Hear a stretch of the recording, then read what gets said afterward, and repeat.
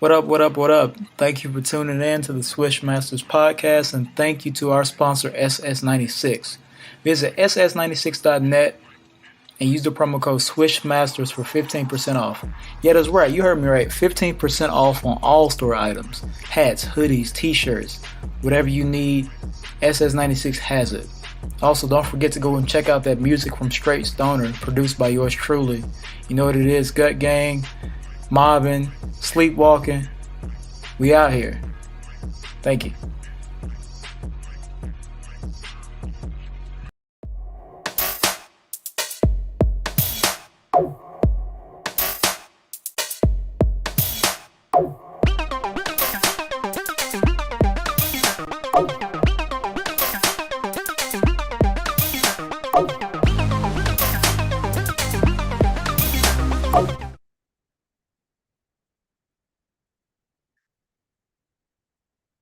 What up, what up?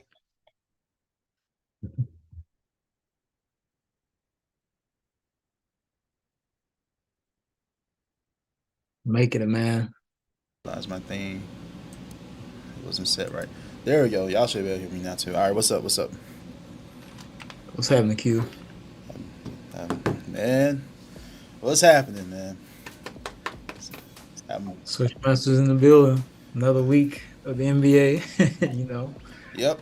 lots happening. The NBA just shows me, man, it's really just a means of entertainment. When you think about it, in the day, you got all the drama, the storylines, the intrigue. Uh, Man, it's just a lot going on. If we don't get into it, we're gonna touch on as many topics as we can. But man, it's a lot. And the center of most of the drama and the intrigue this season is with the Brooklyn Nets. Zay, these Nets, man. These Nets. Um, so, of course, I mean, you know how everything went. A lot of y'all already know what happened. Y'all know what went down. I don't really have to repeat it. But I do want to talk about the steps going forward now and the recent things that come out of it. So, the main issue now is we do not know the timetable of Kyrie's return.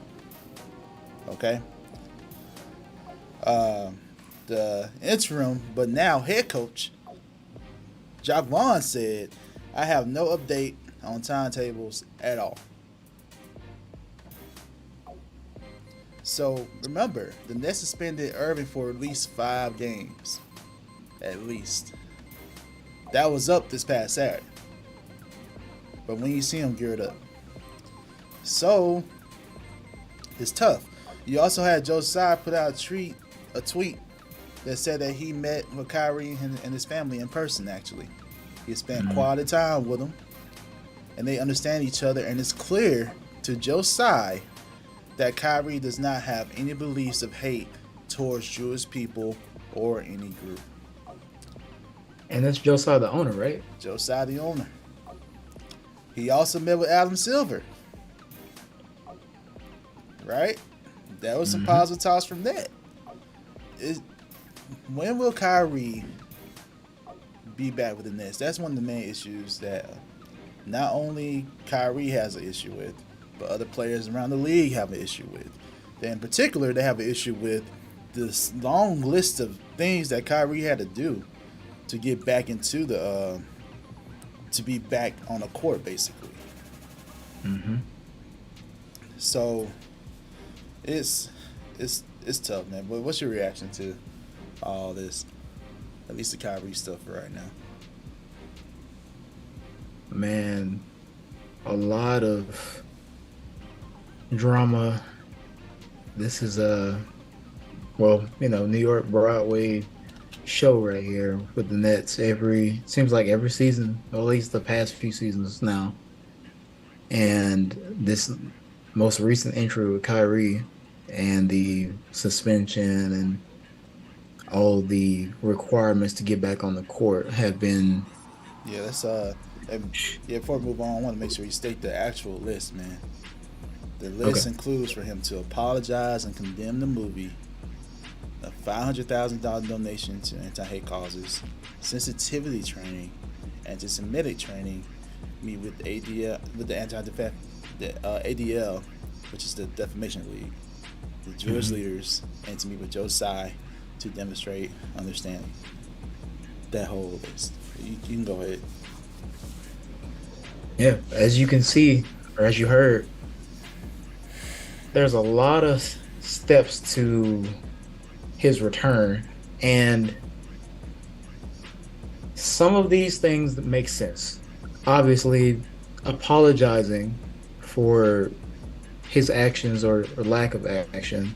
And I think it just came out of misunderstanding because he wasn't actively being anti-Semitic. He was reluctant to, share his actual insight into what he was posting. And you have to be aware of what you're posting. And that's where he failed to, take action.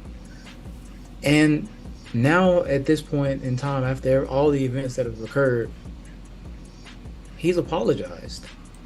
We saw him donate $500,000 to the Anti-Defamation League, and if I'm remembering this right, they rejected it because he wasn't ready at that time, or whatever they deemed that he still had more training and understanding to do, and now he's serving the suspension that was supposed to be at least 5 games.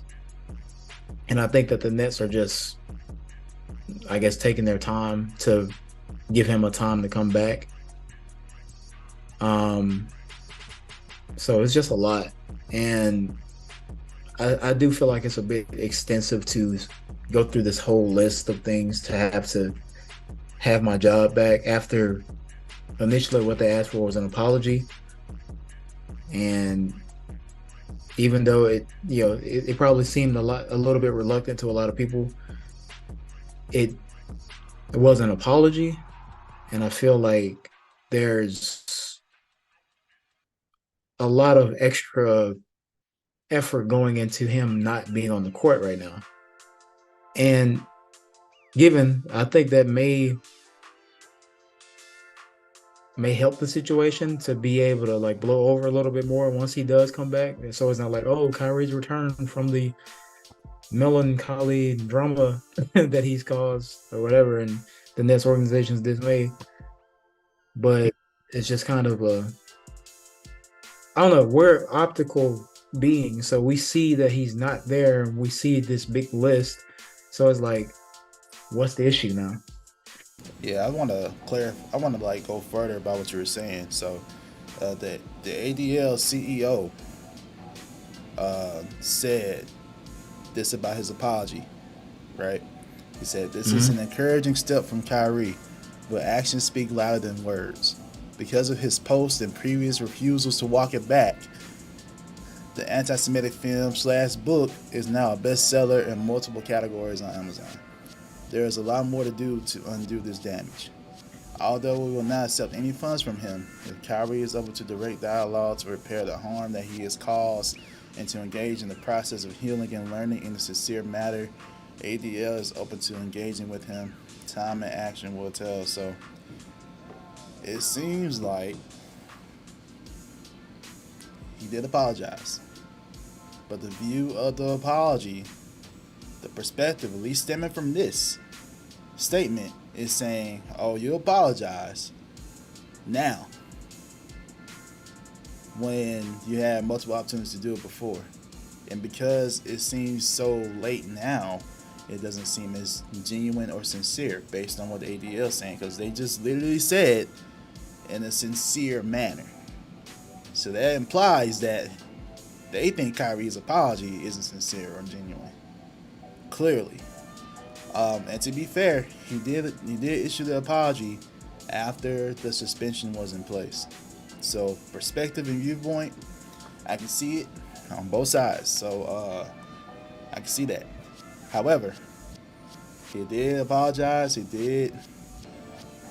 basically said everything that he was supposed to say. If he said these things a while back, this wouldn't be an issue right now. Yeah, he said it too late. He said it super late, but the fact is, he did say it though. Yeah.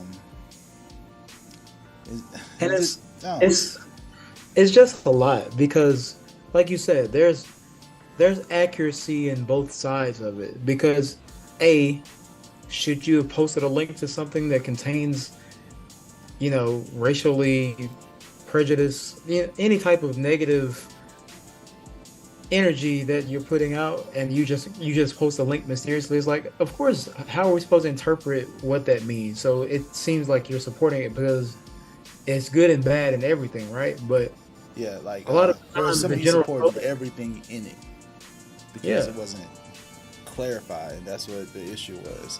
And people wanted him to clarify his stance. Exactly. Although Kyrie, in his own words, believes he did that, it wasn't clear enough for most people. So, he basically left an open-ended, objective view. Yeah. And I get why people would be offended, but I also get why he feels like he shouldn't have to explain. But I do think that him being the person who he is, having the influence that he has, it was right for him to apologize. But in the same breath, he did what you asked, even if it was reluctantly, even if it was after the fact of his punishment, he still did it.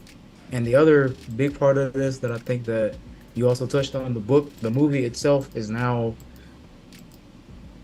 famous, basically. It's doing well. Amazon, a lot of people have been talking about this too. Amazon still has the book and the movie available.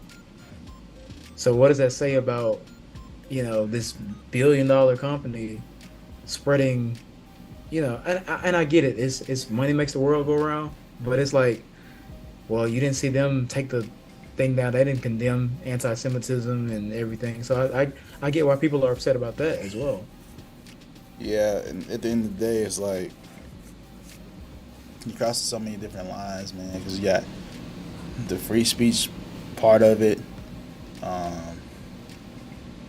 and you got just that because of your employment, you're automatically put on this stage in the public, and because of your stature and status in that league and organization, you have an even like higher level pedigree. You have even more access and even more of the platform. So, but all that requires more responsibility. If you're just honestly, if this was like a person who was just on the bench, it'll probably still be a similar reaction, just because it's the NBA. Mm-hmm. But the fact that this is a star in the NBA multiplies it. So it's a star baggage. Yeah, and then the baggage doesn't help. No, it doesn't. It really doesn't. Yeah. So it's encouraging that Joe Tsai put the tweet out. The Players Association is trying to work with Kyrie. And of course, they condemn anti-Semitism. And that's another way to look at it, because we brought this up the last time too, that Kyrie is actually like on the board with the Players Association, and to make that statement, which is why they had to go out against it. And yeah, they have to really work with the Defamation League at this point, I think, because if you do it, and did we talk about Nike? We didn't, but that's another scenario in this too. Nike suspended its relationship with Irving and canceled the plans to release his signature shoe. However, I do want to note the fact that a while back, Kyrie was talking about the shoe in a bad way. He was like, I had no input on this shoe. My people know what my shoes should be like, and you're basically speaking bad about your own company, your partnership. So that doesn't look good either. But either way, This whole situation has caused a huge fallout. Yeah. I don't know. He's doing things he's supposed to do. I don't know. Yeah. I don't know. Maybe just wait for it to die down. Outside, out of mind. But it's hard to do that when one of the teams is the Nets, which is an actual, a team that a lot of fans watch and think they're supposed to compete because they're the Nets and because they had KD and Kyrie Irving, they have a certain number of national televised games. Each national televised game they're going to talk about the Kyrie situation. So it's like it's a box office team. They have two of the biggest stars and also just a lot of a lot of outside noise that's gone into their careers. So they're of course just always on that microscope, always on TV, always in the media. And even when they're losing, even if it's outside of basketball, they have so much going on. So much. And it only just magnifies everything. So I hope that I'm also happy that, at the least bit, Kyrie seems to be getting an understanding of why his actions were not the best in his situation, and that he also is, seeming to get the understanding and having the communication with Joe Tsai, with leaders of the NBA, the Players Association, and other people seem to be, coming to his, not his defense, but to his aid to help him, get through this time of suspension with everything. But I don't know, how this is going to look, the rest of this week or in the next couple of weeks. But it's just me personally. It seems to me that he's doing like you said, doing the right things. He's in communication, and at this point, it just comes down to working it out with the Anti-Defamation League. Because it seems like all the other parties that are included with the Nets, the NBA, the NBPA, sorry. Seems like everyone's on the green for Kyrie, but we'll see how it develops. Yeah, we'll see. And we'll see the reaction whenever he does come back. What's that going to be like? We'll hear about it like loudly. We'll hear about it. Yeah, I'm sure we will.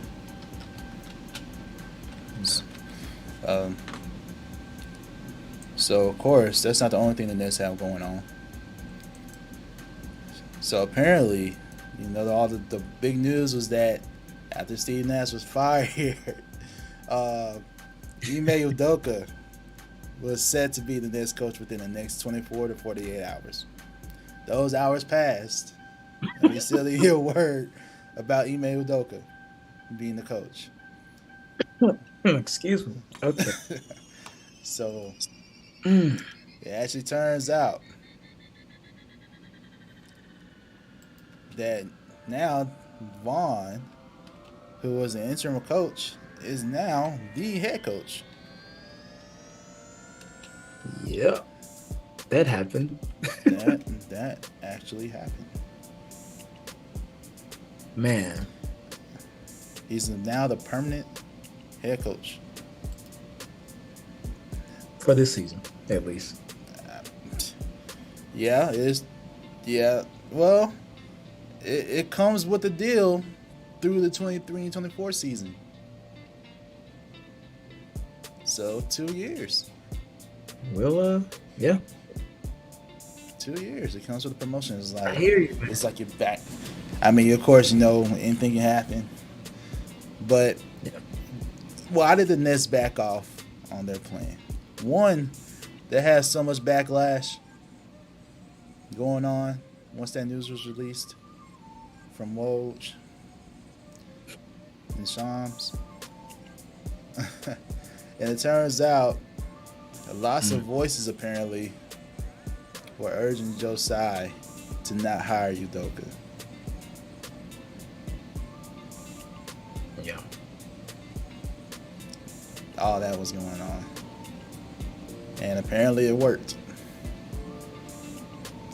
However, some do believe, Woj certainly does, he thinks that the Kyrie situation kind of helped stagger the process with Udoka becoming the head coach. It's just a timing of the matter, basically. Because you have this going on, and then this. So, in other circumstances, if Kyrie wasn't having these issues, is it plausible that it could have actually gone through? Probably so. I think I believe that. I would like to believe that. So, yeah, and it seems like other teams are still inquiring about Ime Udoka. They're looking into what actually is going on. So, I think the report is like there's like at least still 1 or 2 teams still looking to Udoka. We don't know exactly what those teams are, but those are all the reports. And I like Woj. And Woj, I like Shams. If they said it, that means it was about to be done. So, yeah. But the players are in support of Vaughn. You gotta have some sort of stability, man. You gotta have some sort of stability in your franchise. It's gonna be hard to do your job if you're thinking, how long am I gonna keep the job? So yeah, they rave about his basketball acumen. They rave about like just everything. Like Joe Harris said that JV is a great coach. He's haven't played the NBA for a while, been a coach in the league for a while, having experience as a head coach, having a lot of experience now as an assistant. He's seen a lot, had a lot of different experiences. He's kind of fine-tuned to what his approach is. He really simplifies the game. A lot of high marks for Vaughn. So, shout out to Vaughn. Got the job. Happy for you. But yeah, man. What do you think about this, man? Does this mean Ime Udoka is not going to get a job? Like, what do you think? What do you think about Vaughn as a coach, too? Like, what does all this mean? I find it very just comedic, honestly, that in the, within 12 to 24 hours of announcing Steve Nash and the Nets agreed to part ways, to the announcement that Ime Udoka will be the next head coach in the next 2 days. And then the 2 days go by and you're like, oh, you know what? We're not going to look outside. We have our interim head coach who's going to be the head coach. It's so funny, honestly, that happened that way. But I think that they did do the right thing in this case because they just have a lot going on. They have a lot of heat around this team with Kyrie.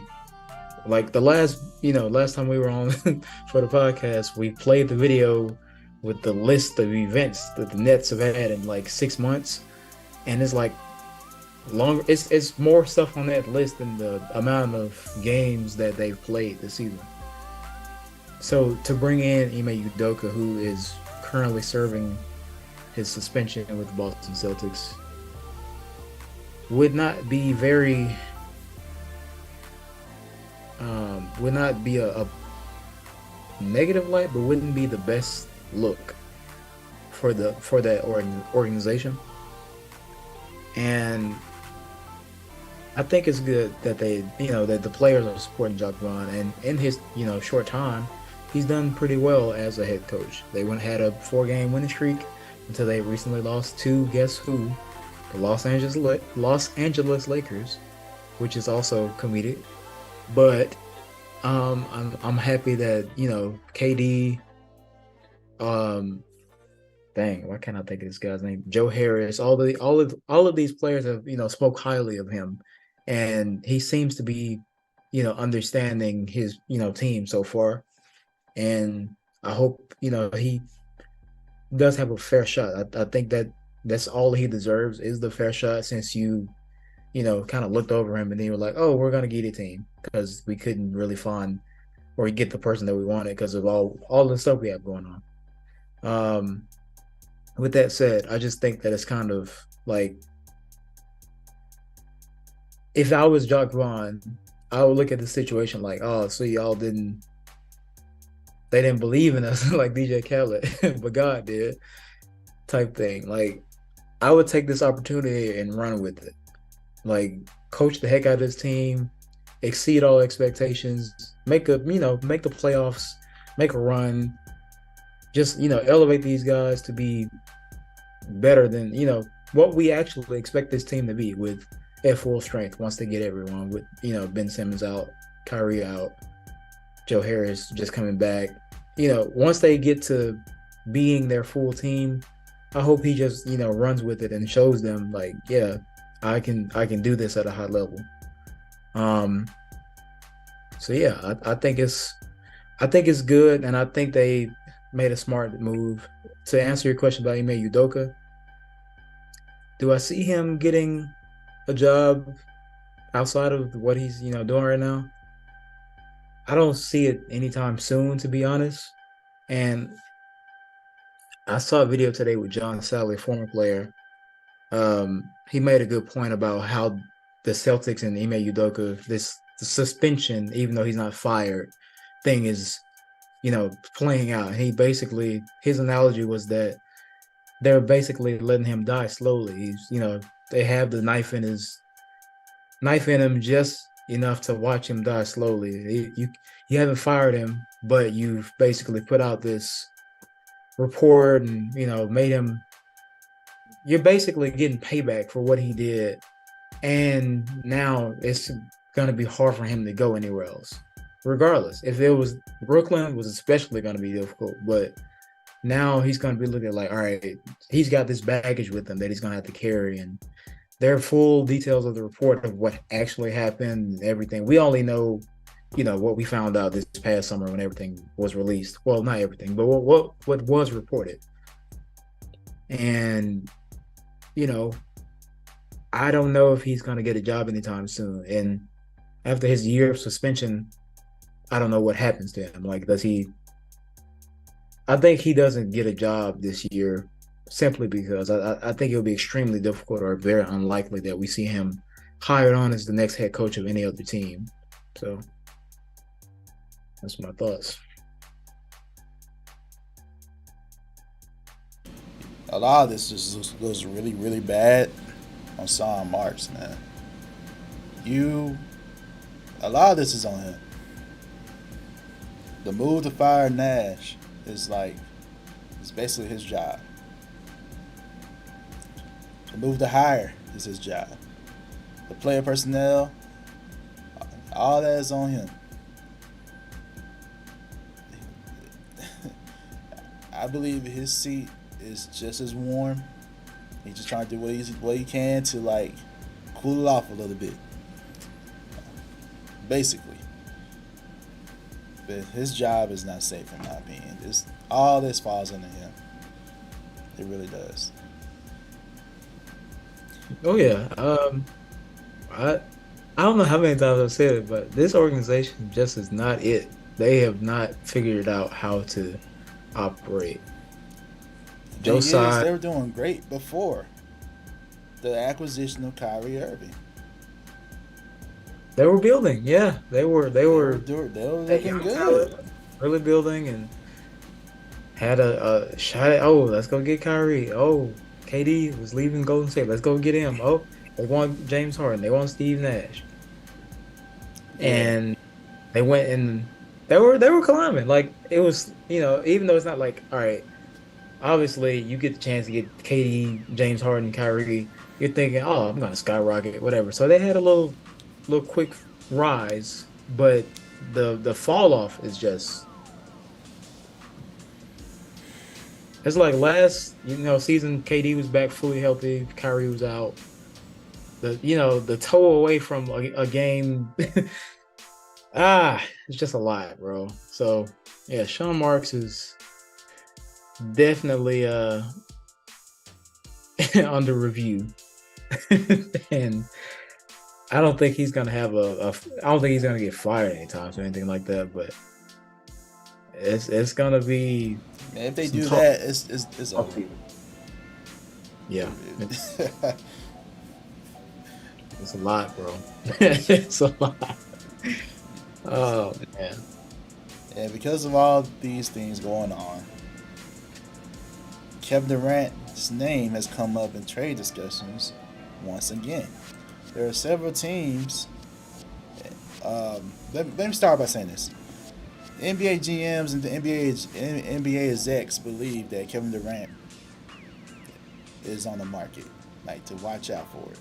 There's some teams that these GMs and execs are saying include the Suns, the Sixers, the Lakers, of course.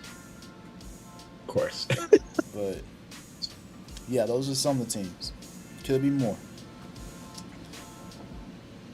So with this being the thing, and honestly, based on how Brooklyn's looked, it seemed like they were gelling a little bit without Kyrie, but then again, you lose to the Lakers. So what does that say?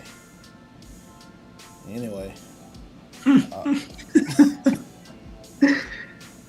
The Lakers are I'm not gonna touch on the Lakers, but anyway. I mean, they basically follow the formula, man. Like after they lose like 5, they win 2, then lose again, or whatever how it is. It's like a pattern. It's like someone predicted that too. I forgot who it was. They were like, "Hey, it means the Lakers will win the next 2," and they actually won the next 2. Well, did they win 2 in a row?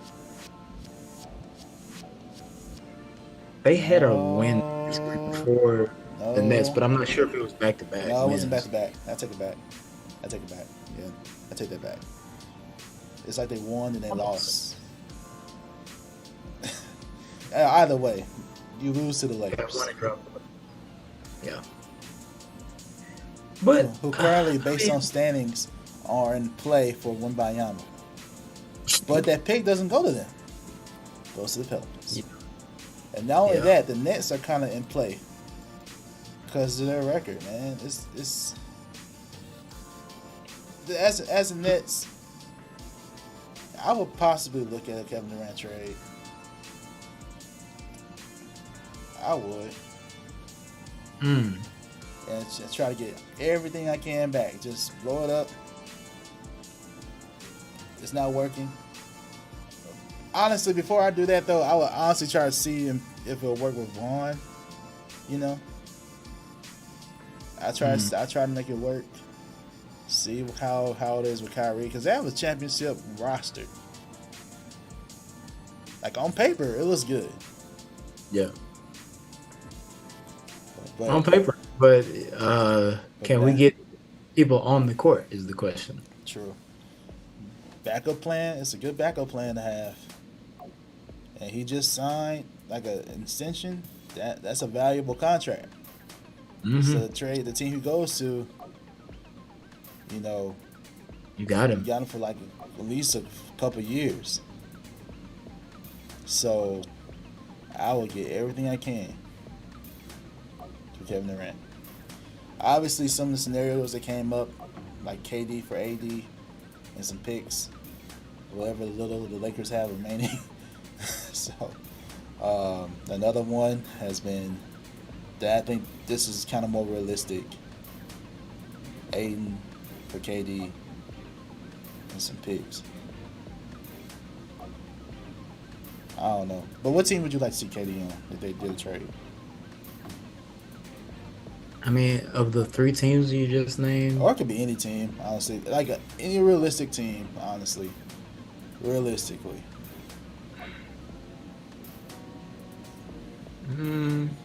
It can be any team you want. I think a trade to the Suns could be good. He can also be traded and go back to the Warriors because they have enough assets as well. So I think those are the top 2 teams in my opinion. Um, I mean, just to be clear, I would like to see how he plays it out with the Nets. I hope they, Yeah, me you know, too. Primarily, that's what I want to see yeah, yeah. first. But if it continues like how it was looking, it got a little bit better now. But at first, it was looking bad. It got a little Mhm. bit better. So I just want to see. But yeah, what do you think? I think that I agree with you pretty much. Like, obviously the Nets, but if he were to be traded, I think Phoenix would be a better, you know, situation. Um, and I think that, why I think why the Warriors and KD with KD were so successful was that he wasn't coming into the obviously he was the best player on the team outside of Steph, but he wasn't like he needs he needs like grounding, I think. Not to say that like all right, he can't be KD like, go ISO and do what you do because he's a dog, obviously, but to win, to like get to the championship and be like successful on that stage, we saw him in a system with where he got to be himself, but outside of him, he still had so much talent. I feel like that type of play, like obviously he has talent with Kyrie Irving and Ben Simmons, or he had talent with him and Harden, but those guys didn't have any type of like system, no like set offense that they can operate in. And that's why, to me, that's why he hasn't been able to just be successful. Like, yeah, they won some games and when they played together, like the 20 games, I'm talking about Kyrie, James, and KD. But when that fell apart, when they got injuries and they had, all these other issues, they fell fast. So going to Phoenix with a leader like Chris Paul, with a guy like Devin Booker, who I think is just like pure basketball, he's pretty much averaging what he averaged this past last season. I think going into that with Monty Williams, with strong leadership, he would be able to thrive, be himself, and he could be closer to winning a championship than he is right now. So I would say Phoenix. But if I'm the Nets, I'm going to very much hold that out. And if I get the offer of you only get the offer of a lifetime for giving up KD. Like you getting potentially top draft picks and very, very good players, if not, a superstar. So, um, I hope that, I want to see how it plays out before that happens. But if it does happen, what's the trade deadline? February? It's normally around All Star break around that Yeah. time. So I'll be I'll be stalking Woj and Sean's page around that time. Like, well, pretty Yeah, much every. and So I think Aiden is eligible to be traded like the December 15th or something like that. It was something like that. Like with some of the new signings, you have to wait a certain amount of time. yeah, that So makes sense. yeah, I don't remember the exact date, but I know we talked about it before when we first reported on Aiden's contract. So I know it's on there. Yeah.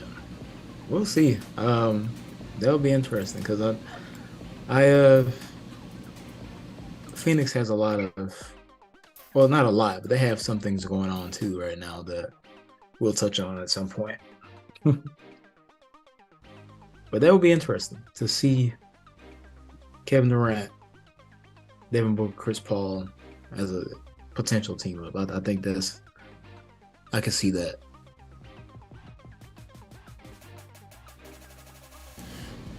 Definitely. Steve Kerr made some comments.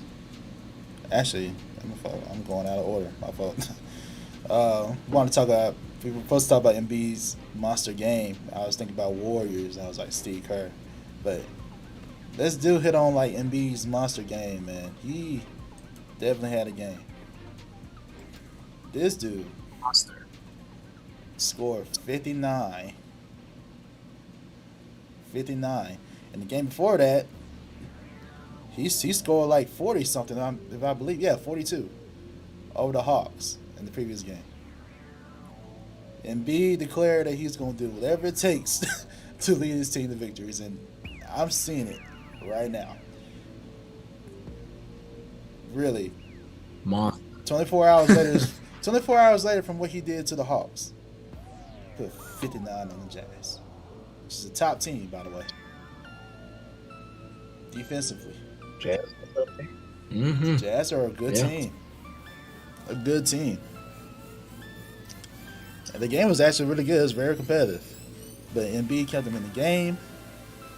He helped them, like, pull away the game. Like, man, it's so good. And even after the game, Embiid being humble, he's like, this is not about me. We did it as a team. Obviously, the coaches put me in those positions, and my teammates fed me the ball. Zay, at the end of the day, watching some of those highlights and things from the game, bro, Embiid is unstoppable, man. You can't guard him. What you gonna do? It's honestly like watching our generation, well, not our generation, but our version of this era of basketball. He's our version of Shaq, but uniquely him. Like, he can go off the dribble, he can pull up, he can fade away, mid-range post. You know, he can do so much. Like, he has a beautiful game, bro, and it's he put everything on display. And dang, Lauri Markkanen just could not do anything. None of those guys could do anything with Embiid, man. He put up a total of 101 points in 2 games. You know what I mean? And that was just awesome to see, bro. Yeah, let me read the full stat line, man. Story. He also had 11 rebounds, 8 assists, 7 blocks. 7 blocks, man. You know what this sounds like? What? Back in the day when we used to play 2K all night. Oh, yeah. And you would just dominate with one player and drop like 70 points, 11 rebounds, 12 blocks. It sounds like 2K. Yeah, it's definitely a 2K stat line, for real. Yeah. That was... Yeah. He scored 26 of the team's 27 points in the fourth quarter. That's ridiculous. That's beast mode. They took over, like, completely. The literal definition of taking over a game. And I don't care. I don't care, man. I don't care about James Harden. I don't care about how he's playing. He can play good. He can play great. He could be like old James Harden. Give Joel Embiid the ball. Let him be the center of the offense. Yeah. For real. I don't care. I really don't. Give him the ball. He's clearly the better player. Get out of the way. Because not only his offense, man, it's his defense. On both sides. He's valuable on both sides of the ball. And that automatically makes him a better player than Harden. I'm saying if you had a Harden from the Rockets days on this team right now, I would still choose to have the offense focused around Embiid. That's what I'm saying. That's how good he is. MVP Harden. MVP, yes. I would choose. I would rather have this Embiid over MVP Harden. Because what he brings offensively and defensively.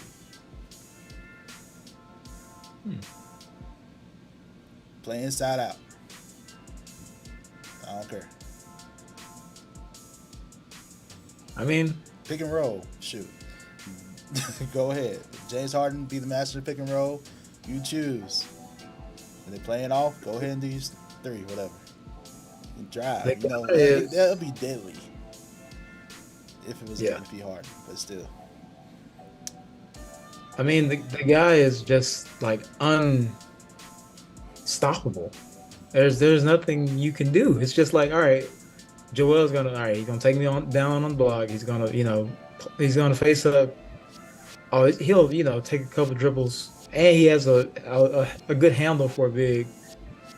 He can shoot. It's nothing you can do, and I think that I don't know. It's the reason I can't like clearly say like, all right, I would take Embiid over James Harden is because we've seen like when it's kind of like they have to meet in the middle to me because obviously Joel Embiid to me it seems like he's probably like he is the guy. I'm gonna just say that he is like their best player. He's number one, Harden number two. But what needs to happen is that they find a balance because obviously Harden wants to get his touches, he wants to get his shots, and it all comes down to who it's got to be one. Like who it's got to be clearly like, all right, Joel gets the ball in the fourth, give it to him, take us home. Harden support, but also be James Harden 1 through 3. First through third quarter, do drop 26, give me 6 threes, give me crossovers, give me lobs, and with the problem is that both of them as the individual like I'm the guy on the 76ers, I'm the guy on the Rockets, whatever team. They've won games, but it's like they both have this happen where they get injured or it just isn't enough in the playoffs because all right, teams know what you're gonna do. But if they can be at this level, like what Joel Embiid's doing, and before Harden, had his foot injury, if he can be that, and Joel is still this into the playoffs, and Tobias Harris and Tyrese Maxey, and they have good depth, they have a legit chance to come out of the East. Like they can literally come out of the East if they can maintain or like just manage it well enough to where all right, Harden, like I said, let Harden do his thing first, second, Joel Embiid take over second half. And they find that balance. They could really be they could dominate the East. I'm not gonna lie. But yeah, shout out to Joel Embiid because I think that we don't get to see a lot of bigs that do this type of thing often. And to be up there with the great Wilt Chamberlain, to be up there with Allen Iverson as like one of the top scoring performances ever. I mean, in Sixers history, and having a stat line that no one else has ever had 59, 11, 7, 8. He almost had a quadruple double, 2 or 3 more of blocks and assists. That's insane.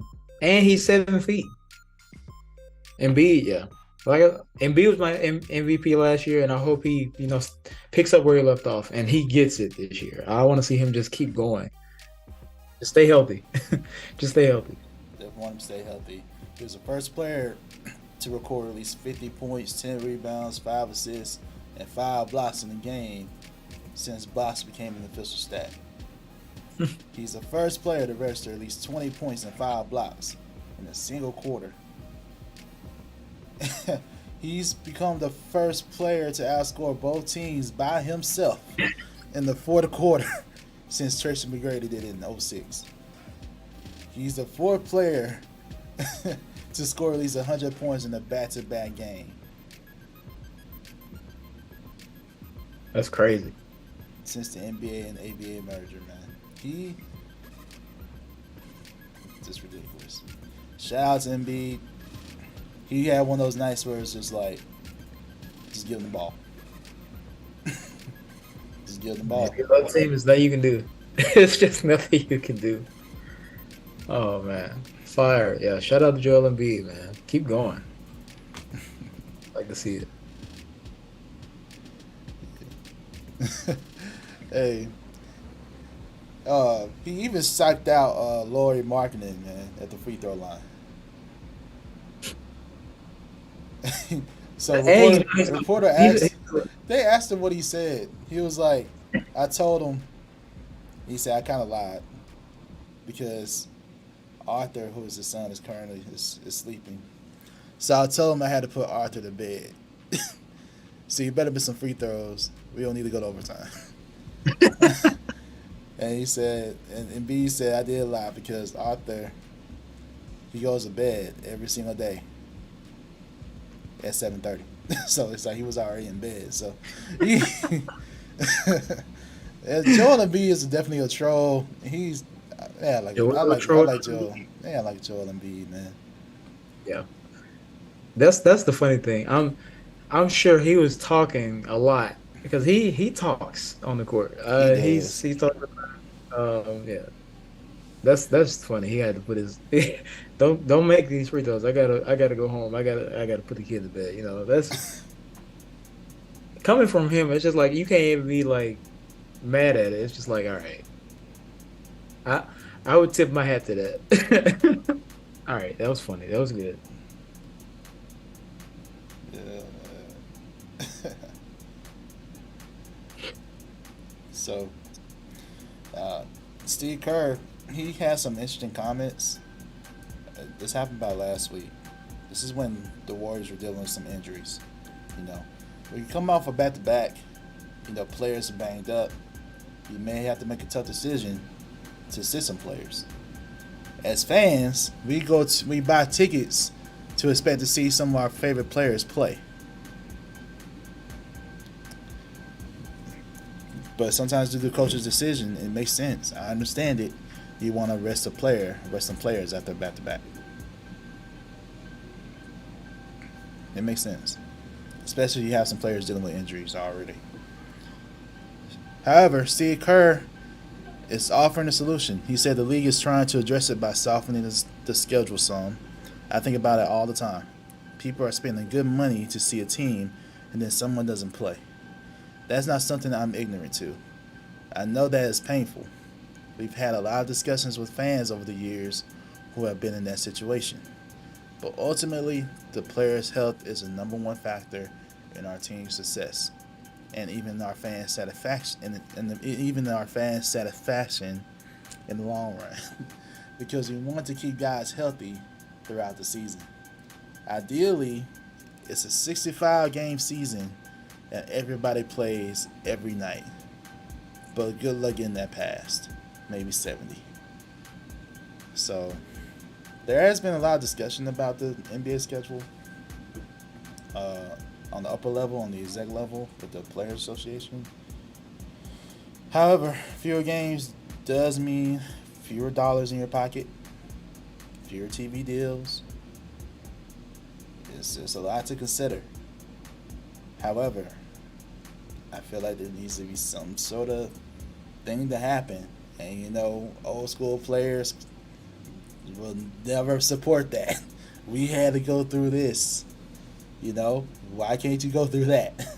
But this is coming from Steve Kerr, who played in that era and is also coaching in this era. Yeah. Even he's admitting to. You probably need to soften this song. Even though they do have advanced technology in today's game, even though they do have advanced benefits, easier to travel. Yeah, it's still a factor. So it is. I think to your point about the older generation of NBA players that had to endure the 82 game season. Yeah, I think it's fair to be like, all right, well, why do they get to have a shorter season? Because we had to do that. But the game has evolved, and just like how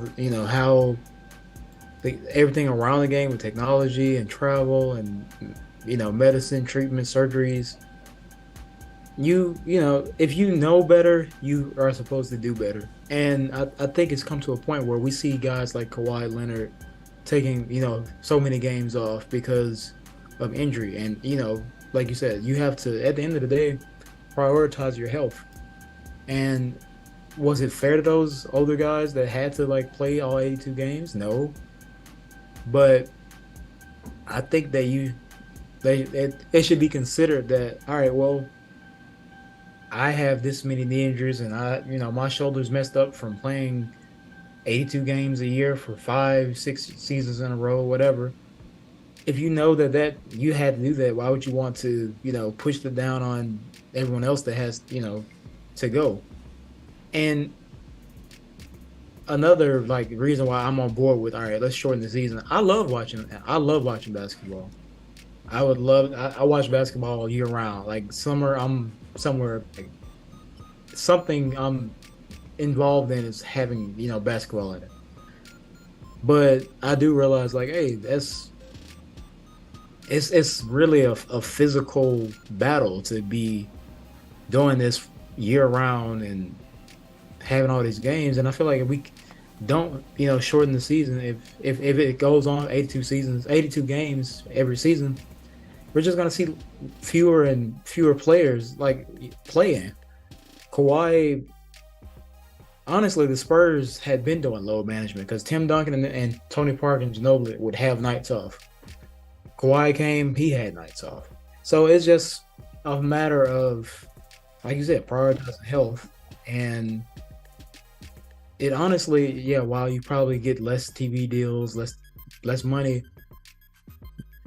quality is better than quantity in this situation. And you want, if you can, if a player, let's say, a player is doing 60 out of 82 games, if you shorten the season to 60, 65, 66 games, you probably get more time that, star player actually playing, which means you're going to get more people to come see them, in my opinion. But I mean, there's probably science and data analytics all to it, but I think Steve Kerr has a good point, and it should be, if not considered, I mean, if not anything else, at least considered.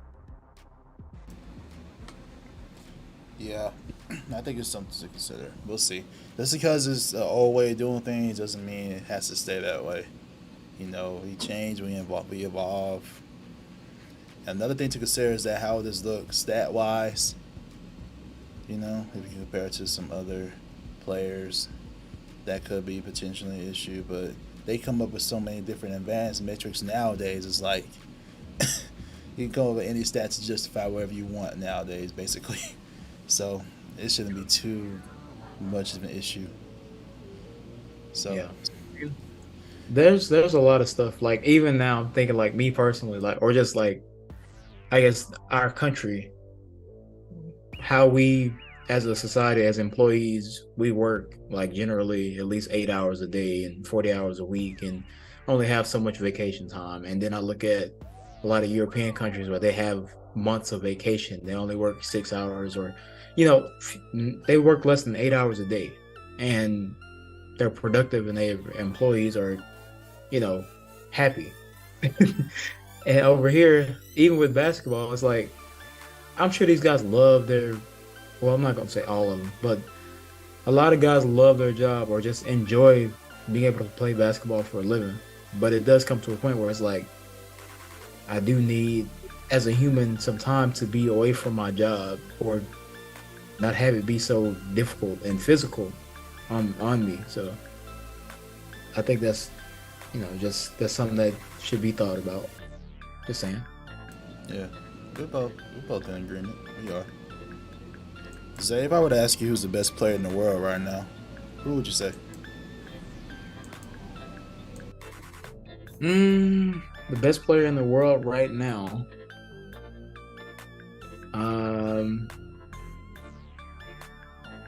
I'm gonna say something. I'm gonna go with Steph Curry because he just won a championship and he's still dominant.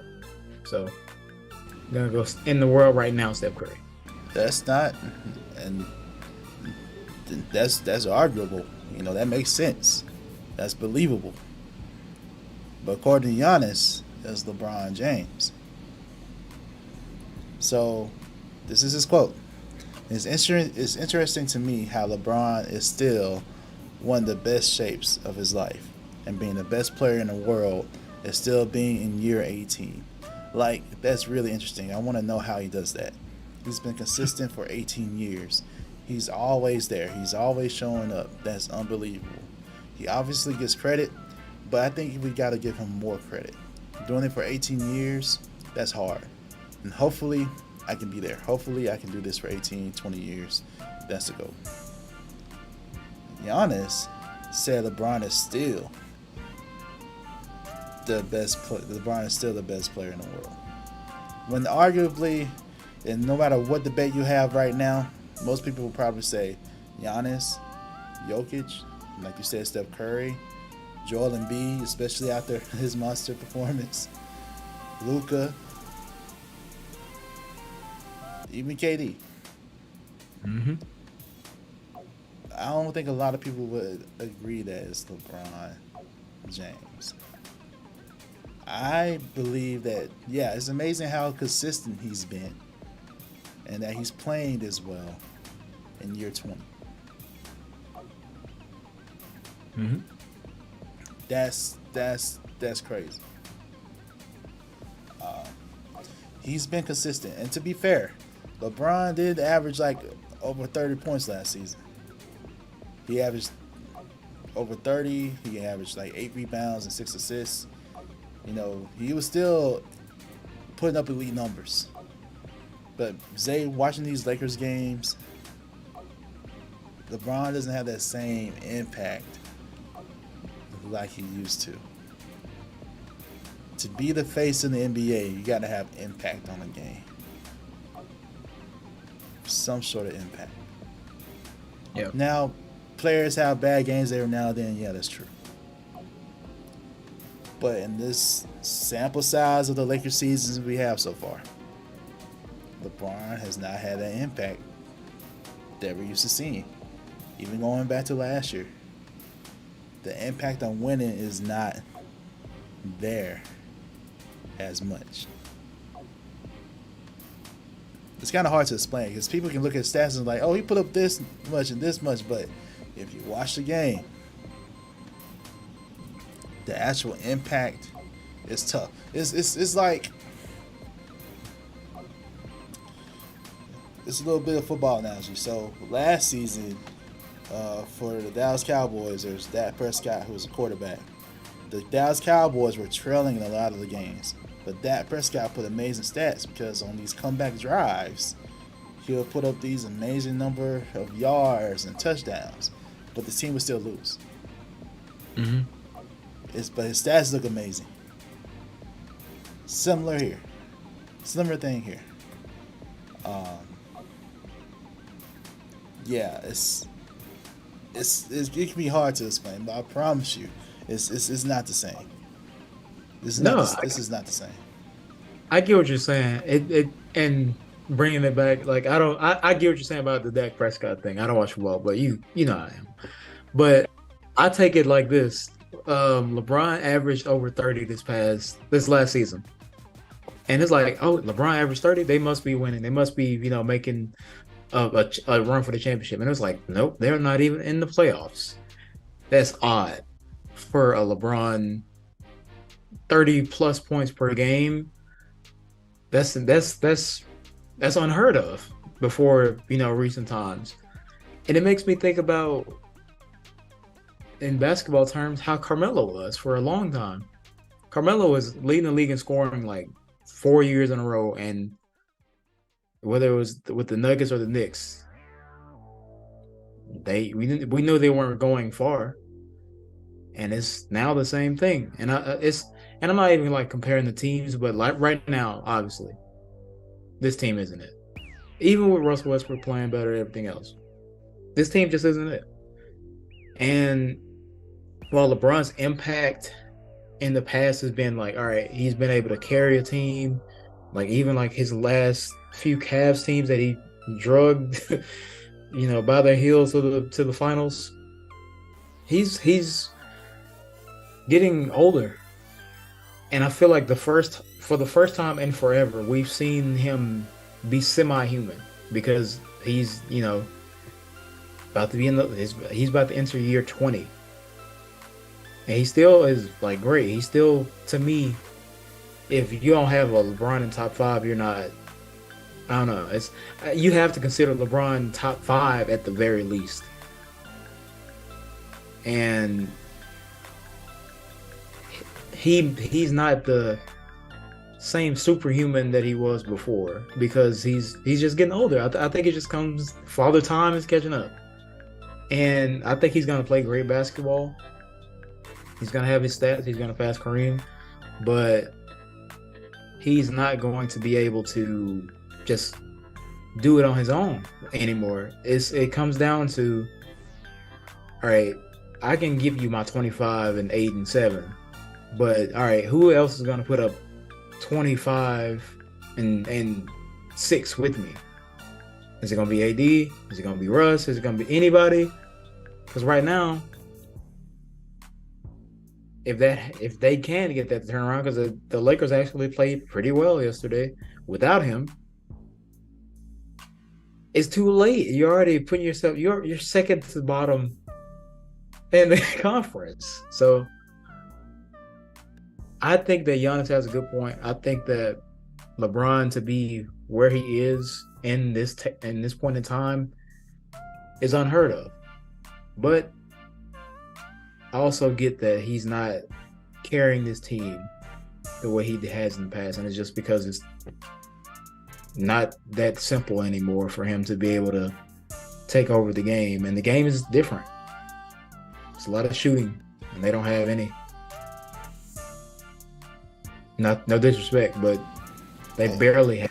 Hey, technically, Russman's shooting better since he's coming off the bench. Hey, I'm happy about Russ. Like, not talking about from 3, shooting better. Like, I'm best shooter.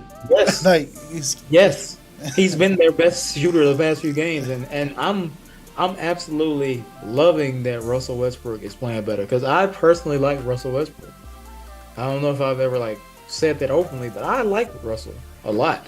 Like, he's one of my favorite players to watch in the league, and I'm just happy to see him just hooping. Like, they aren't winning, but I'm like, all right, good. Stop blaming Russ. He missed a shot. All right, whatever. He missed a layup. He turned the ball over. It happens, guys. It happens a lot to a lot of people, but I'm glad it's like, all right, the monkey's off his back. He looks like he's back to himself. So I'm happy about that. But the Lakers still suck. LeBron is still going to be great. But I don't know. It's so much. Just a couple years ago, AD and LeBron were dominating. And now it's like AD is semi-absent. And then he did have a good game against the Nets, though. He did. He did. And I'm happy about it, but I'm like, is that gonna continue? It's like you gotta demand the ball sometimes, man. You just gotta demand it. Shaq would tell stories like, "I will sit in this paint and get a violation if I have to. You don't give me the ball." I don't know. I hope it continues. I hope it's a step forward for AD because he's gotta be the top piece. We always said that. We said that since the beginning. We said that last year. AD has to be that player.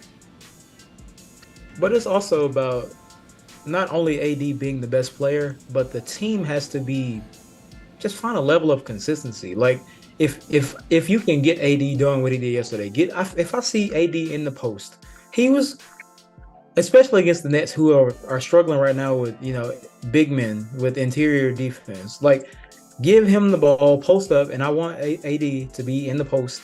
Not facing up, get in the post. If you have the matchup, you have the height, you have the size, go down low.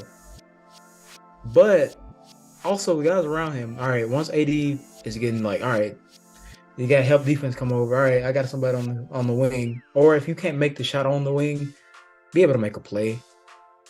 It's great to see him take the alpha role, but it's like at the same time, everybody just has to level up. It can't be this. It has to be like, you got to meet here, together, not like this. Because that's what's happened. That's what happened with LeBron. Like, LeBron was great last year. He was averaging 30, but the rest of the team was like, all right, it was an early MVP toss, man. Go check it out in the first quarter, and he was in real early MVP talk, just based on what he was doing. Exactly. Another argument could be this, though. The league is just better. The league is all talent wise. Because we do go back to those days when he was with the Heat or with the Cavaliers. Teams just weren't as talented. We got a lot of talented teams in this league now. So, with more talent, more competition, it shows you who you are. You know? Mm-hmm. Although LeBron has slowed down a little bit, he's still putting up some good numbers. But, yeah, we both agree he's not the best player. You think he's top 5? Yes. Top 3 if he's healthy. But I'm always have LeBron top 5. Ooh, top 3. I'm gonna put him up there, man. So Steph is your number. I mean, one. I'm saying from the standpoint of just what he is doing at his age. And okay, I think we need to take that out of it though. We're talking about today's impact and everything. We know he's on the Mount Rushmore. We know that. Yes. Of course he is. We're talking about in today's game right now. Is he top 5 in today's game as it right now impacts the winning column? No, you're talking about winning column. Player. Oh, okay. As a player, is he top 5? So are you considering like his impact on the team, or are you saying like him as a player? Dude, because I'm like, okay, this is the NBA. This is the list of players in the NBA. Okay. These players, among these players, LeBron James is the best of all those players right now. Like, if I want a team, I want LeBron over this other player right now. For example, do you want LeBron over Steph? You said no, so you take Steph. Because he's your number one. He's your number one, right? Yeah, Steph is just... Okay, now, you put him top 3, so would you take Giannis over LeBron right now? Yeah, Giannis would be 2 for me. Okay, would you take Joel Embiid over LeBron? No. As much as I like Joel, okay. I wouldn't take him over LeBron. Okay. And okay. Well, all right. Hold on. Luka. You take Luka over LeBron? No. Oh wow. Okay. Kevin Durant. No, I'm not taking KD. All right, that's it, bro. Like that's it. That's pretty much my order, honestly. Like, wow, Steph number 1. Of course, that's essentially what we got just now. Steph number 1. Giannis number 2. LeBron's number 3. Then really? I'm put Embiid and Luka at 4 and 5. That's what I'm going with. Yeah. Right now. That's a solid 5, really? And I would rather have LeBron at the lower end of the top 5 than in the middle of it. This is why I'm saying LeBron is still top 3. If in a different situation. That don't matter. We talking about right now. No, but I'm saying, okay, I'm saying like, all right, if I had these guys to build a team around at this point. You know what? I'll take that argument too. He got Anthony Davis on his team. Anthony Davis. Know. So that kind of puts a dent in your argument, man. He got Anthony Davis. But then, okay, this is what I'm saying though. Yes, he has Anthony Davis, and they should be ashamed that they aren't winning right now because he has Anthony Davis. But if you look at the other teams and how they're built for today's league. This Lakers roster is not at all. Like, obviously, you got LeBron, you got Russ, and you got AD. But you also talked about this. The Big 3 era is over. It doesn't matter that you have these big name players; they don't fit. And in today's league, where shooting is like essential, more so than ever, these other teams, these other guys are having great success because of how they are built as a team. But my argument about LeBron being top 3 is that if you were to interchange these guys to other teams, right? If we're saying Warriors, Bucks, Lakers, Sixers, and Mavericks. If I take LeBron and swap him to any of these teams, pretty much, if I swap him with if I interchange him, that team is going to be really good because of what LeBron does, not Okay. only his scoring, Okay. but in other categories, he makes so much impact. And if he has a good team, Okay. Okay. I think he could win a championship if he was on Milwaukee. If he was like, if you swap him and Giannis, like if you swap him with a lot of these guys, I think he could be winning. It's just this Lakers curse is pretty bad right now. Okay. Let's take that too then. Let's take that part of the argument. Okay. I think we both agree. Like based on your argument, that makes sense. Because if you switch out, if you switch Steph and LeBron, the Warriors will automatically be worse because of Steph's impact. Right. It'll be worse. So that's why Steph is number one. Mm-hmm. Giannis, switch Giannis and LeBron, their team will take an impact, a dip, because Giannis does a lot defensively that LeBron will not make up for. They'll take a dip. That makes sense. Now, Joel Embiid. Switch Joel Embiid and LeBron. The Sixers, will the Sixers get worse?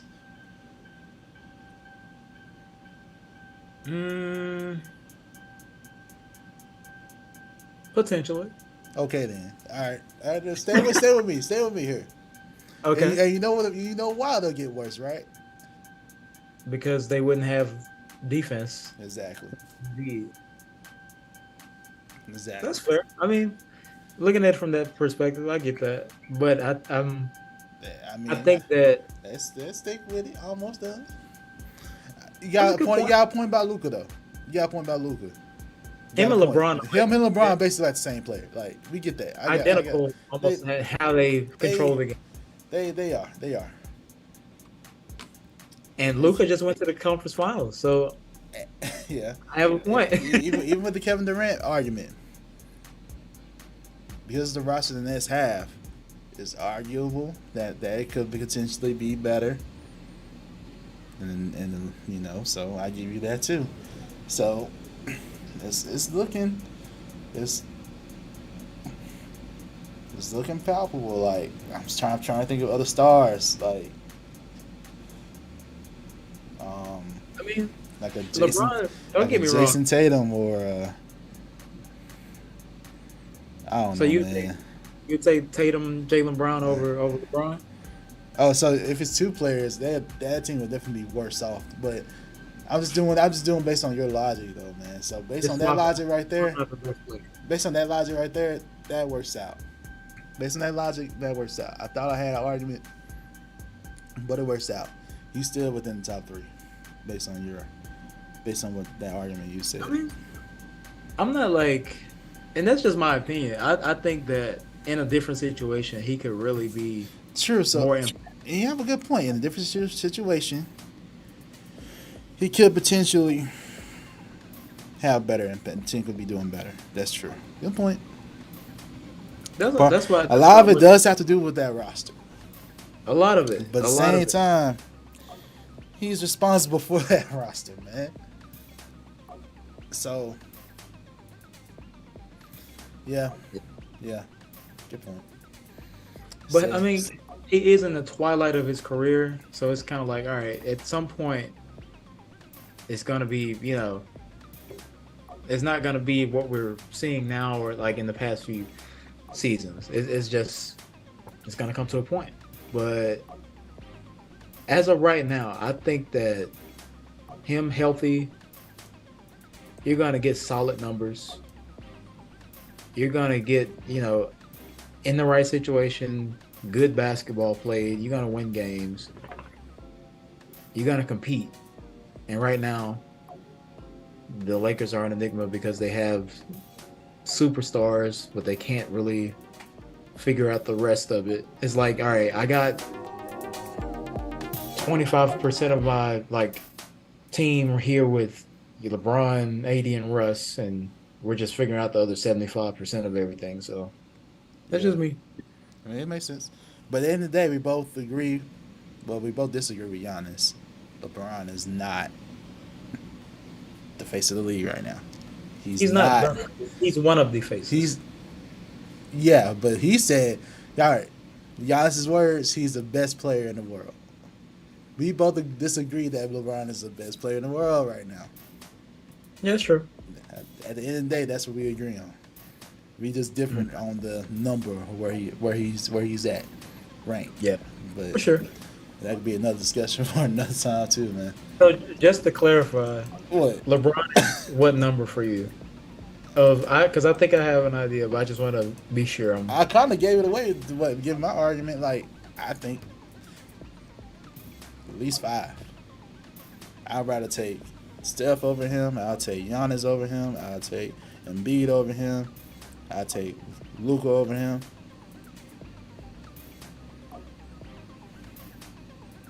KD and probably take KD over him. Jokic. Oh wait, that's a good argument right there. You swatch Jokic and LeBron. You know they're gonna get worse, man. So it's like, there you go. There we go. The 2-time MVP. I knew I should get in the player. That's on me. I shouldn't have said anything, but that's on me. But that's it right there. But I take Jokic. He's on the bottom. He's on the bottom end of the top 10 for me, man. Like right now, it's an argument with Ja. Ja over LeBron? I'd say it's an argument. I'm not gonna take him, but like I'm just saying. I'm just saying though. Let me know, Q. Tell them how you really. No. But for real though, so that puts LeBron like 7 or 8 because. Yeah. Well, who's after him? If he's like number 8, who's the 9 and 10? Is that the Ja and Dame. Tatum? Okay. Tatum. You gotta consider all those players too. Devin Booker, Trae Young. Yeah, let's go. Like, there's a lot of different players, man. It's tough. That's tough, yeah. That's cool, man. I like that. I like your argument there. I can't be mad at that. No, so. I'm not mad at yours either, but until you helped me remember the Jokic thing. So you gotta admit now, would you take Jokic or LeBron, man?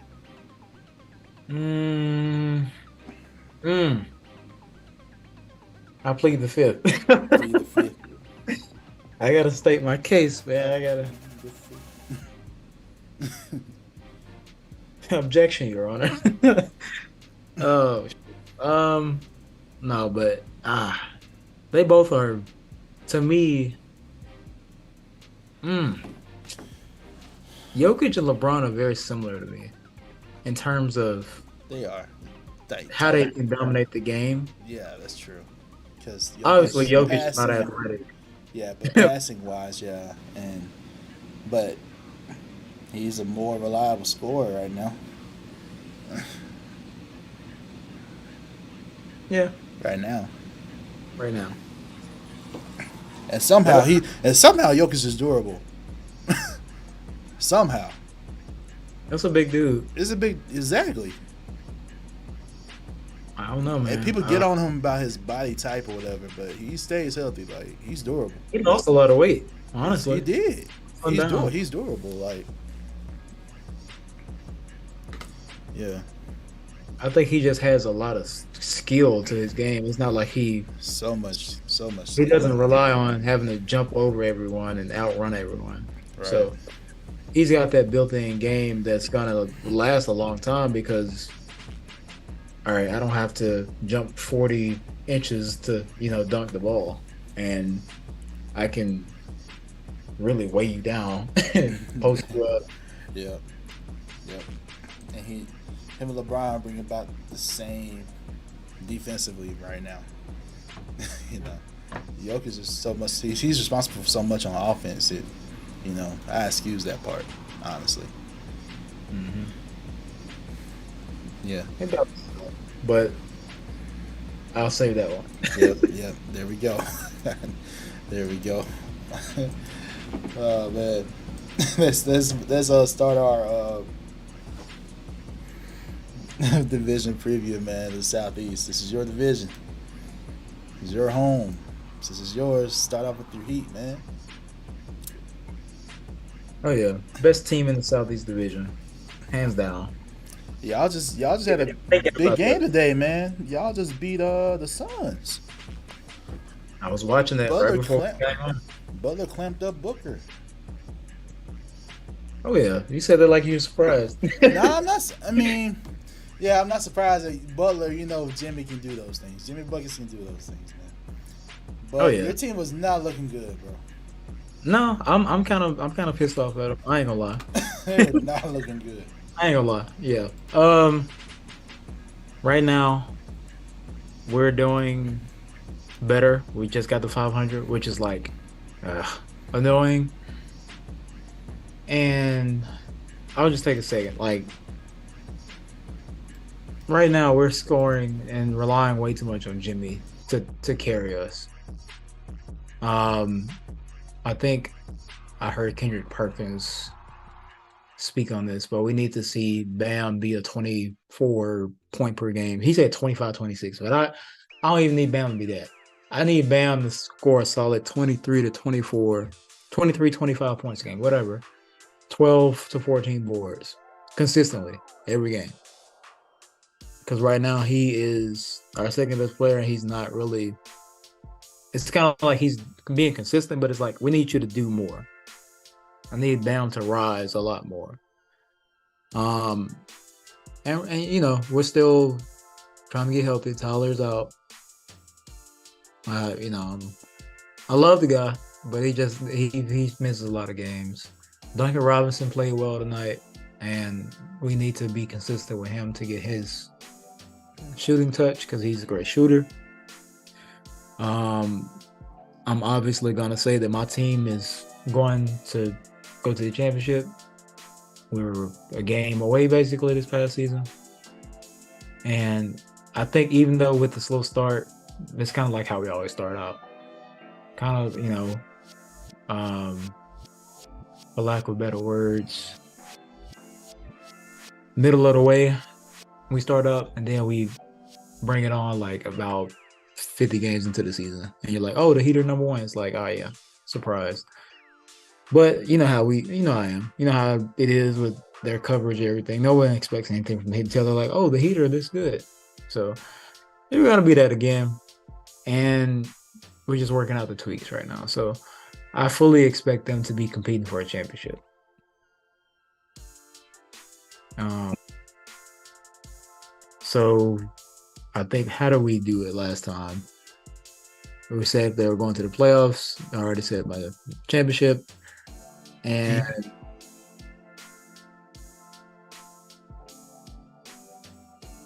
there'll be a top 4 seed at the least.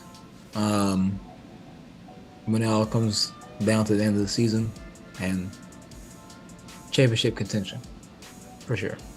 Yeah. Yeah. They just need consistency, man. On both ends of the floor. And y'all had a kind of soft early schedule too. And to be where you are, that's definitely gotta be disappointing.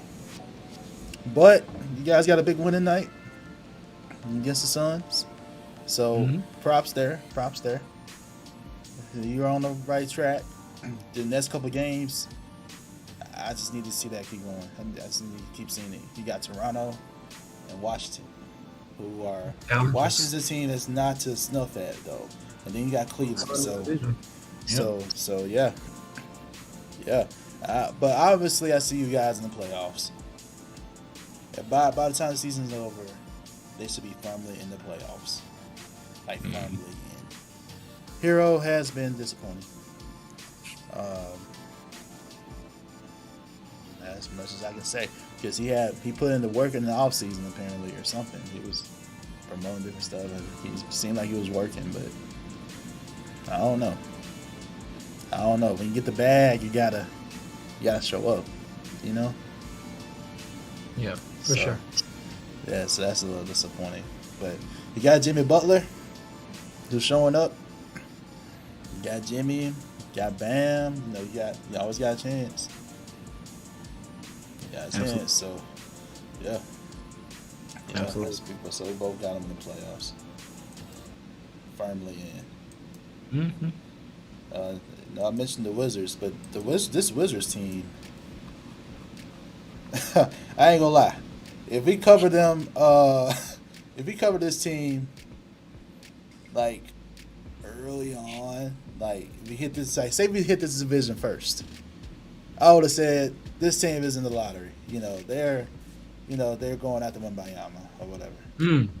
But right now, this team has been playing without Bradley Beal the past 4 games, Mm-hmm. and they won 4 straight. And some of these teams include top opponents: Dallas, the Jazz, Memphis. Mm-hmm. All of the Memphis were without John Morant and Desmond Bain, but still impressive. Absolutely. Even though this is going on, their record is amazing right now. They're doing it all basically on their defense. The Wizards have been showing up defensively. Definitely. Kristaps is having a strong season right now. I'm happy to see that. Very strong season right now. Yeah. Now I'm changing my projections to. I believe it. We're doing this weekly, but I mean we're gonna do our weekly power in this thing. But my season prediction, they're gonna even out. They're gonna balance out eventually. Mm-hmm. But instead of them just totally in the lottery, I can see them in the play-in. I'll give them a play-in projection. That's what I'll give them. I'll give them that because you got Bill, you got Porzingis, you got these young players stepping up. Definitely. Give them a chance. Kyle Kuzma is doing his thing. He's Doing his thing. You can't even hate on it. He is. he is, man. This team is impressive. So I give him that respect. It's impressive. So I give him playing shot. I give him a playing shot. All right, what you got for him? I like the Wizards, man. They were in my power rankings the last time we did them, the Swish rankings. Um, I think they have a decent squad right now, and given that they've been without Bradley Beal, who is to me their best player, obviously, but I'm happy to see that Kristaps Porzingis has been playing well. Um, they, they have some underrated guys to me, like Will Barton, another guy who can give you quick buckets. He can, make an impact in multiple ways on the game. Kyle Kuzma, as we just talked about, dropping 36 points, just playing with confidence. They have some good wings, some good bigs. And I think they have a shot, man, at the playoffs. I'm not saying that they're going to be like firmly in like mid-season, but I think that they'll, at the end of the day, have a winning record, whether that's, they 42-40 or, somewhere middle of the way. They're going to be above 500. Maybe like an 8th, 7th seed if they, are able to keep up a high level of play like they have been, which I don't really know if that's going to be like, if it's probably going to fizzle at some point. But I think they will make playoffs / play in and be a fun team to watch. They have good dudes. So, but yeah, they've been playing really, really well on defense, and just, teams are sometimes when you take your main guy out, a lot of guys get opportunities and touches, and things are working out well. So, yeah.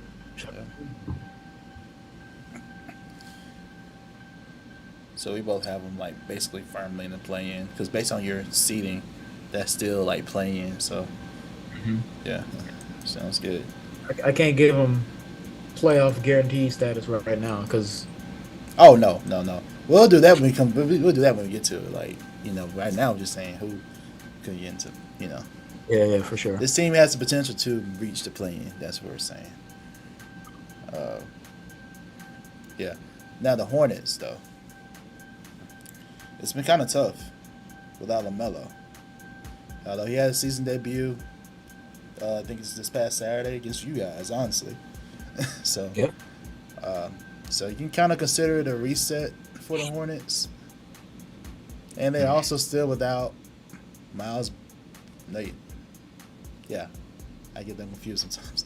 Miles Bridges still not with the team with this situation, and he plays a role on that team.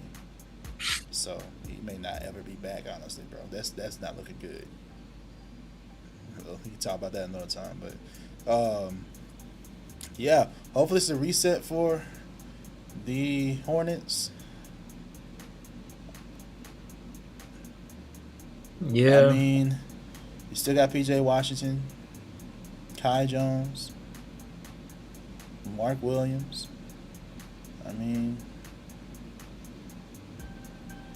they still have a lot of injuries, man. They got to just get healthier, man. Because they still got Gordon Hayward on the squad. And Cody Martin. So, they just need to get healthier. I'm not going to lie, bro. I haven't seen Gordon Hayward in 3 years. That's true. I'm not going to lie. That's I have not seen Gordon Hayward in 3 years. That's true, man. He hasn't really been relevant since, like, Utah. He was on the... I mean, true. But I'm talking about when he was on the Celtics. That's the last time we just used to see him consistently. You know? Well, not consistently, because he had another bad injury, like the first game or something like that. It was so bad, man. But it's really since Utah, though, for real. Gordon Hayward used to be that dude. Not that dude, but he used to be good, man. He wasn't an all-star. I mean, like, he had that all-star, like, skill for sure. But he wasn't the consistent all-star, like, selection. But he was, like, that type of talent, you know. He was all-star and fringe all-star for most of his, like, early career. And it's just unfortunate that injuries derailed him a lot, honestly. It did. But I'm not even trying to say that in a negative light or anything, but I just, he's one of those guys that if he's playing, great, but he's gonna be out. And it's unfortunate. He's gonna have some type of injury. Now, it's unfortunate. It just ever since. Yeah. I hope they get healthier. LaMelo's back, so maybe they'll, have a few entertaining games. I mean, they actually put up a big fight against us without him, which I was kind of annoyed about, but it's okay. We still won. But, I don't think they will be having a winning season this year, unfortunately. Having gotten off to the best start. A lot of injuries, a lot of, I guess, defensive issues. They're going to be probably in the lottery, competing for your favorite player upcoming. That's it on Charlotte. But we got to remember, last season they actually made the play-in. They did. You had a rough start. They did. I'm not gonna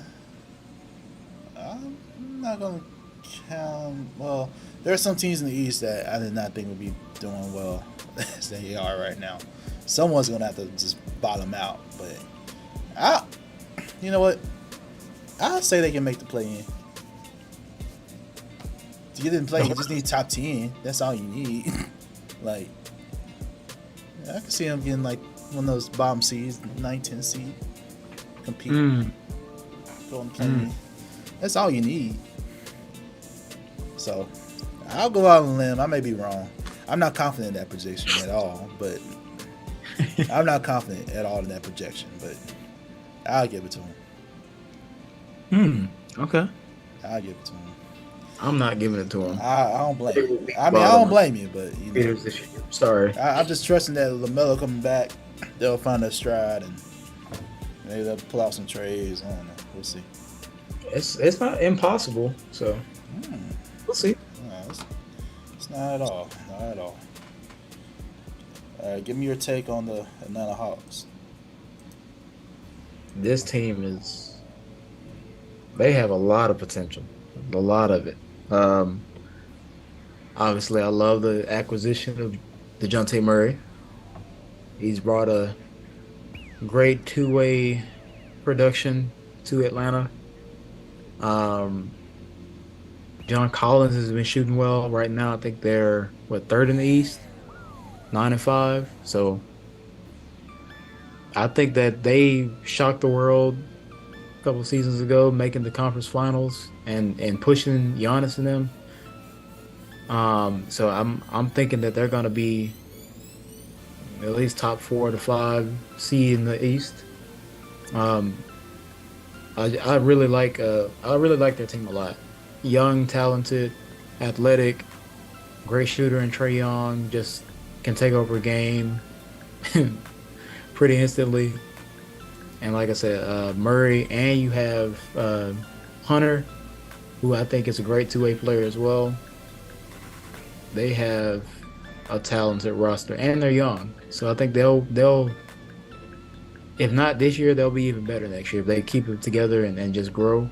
They could be a powerhouse in the East for sure. So I'm saying they're in that 4 to 5 seed probably, if not higher, and they'll be at least second round of the playoffs.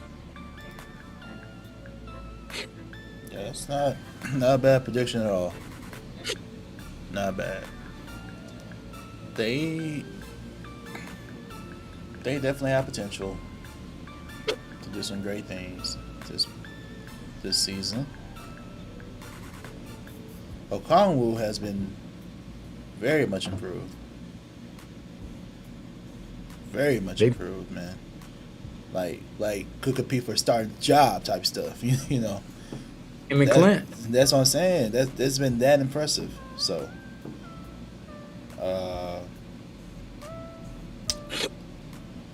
I would like to see more consistency on defense for the Hawks.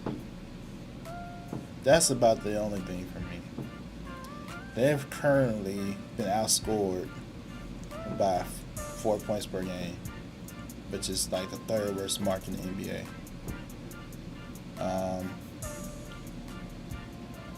On free throws and by 3-pointers. So it's like you're allowing these free throws and you're allowing this many threes. So they need to clean that up. DeAndre Hunter is still doing his thing. He's impressive. That core of Trae, DeAndre, DeJounte,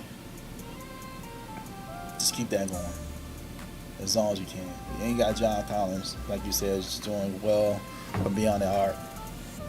And you got some good play in the front court between Okongwu and Capella. Like, this roster is really good. Mm-hmm. It's really good. They also just had a big win over the Bucks.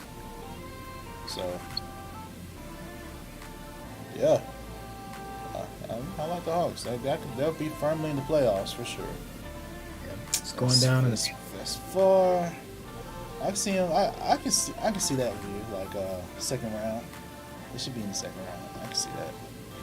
I think they're talented enough to be there. They were, to me, they got better this year. They did.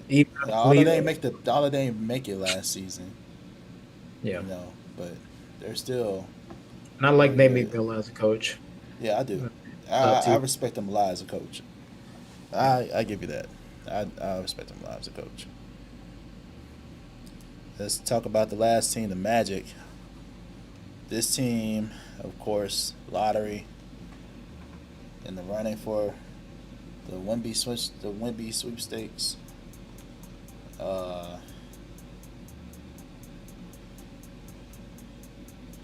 However, they're roster wise and team wise, they're better than what their record is. Though, like this is a well constructed roster with a lot of potential. Yeah. You got Suggs and you got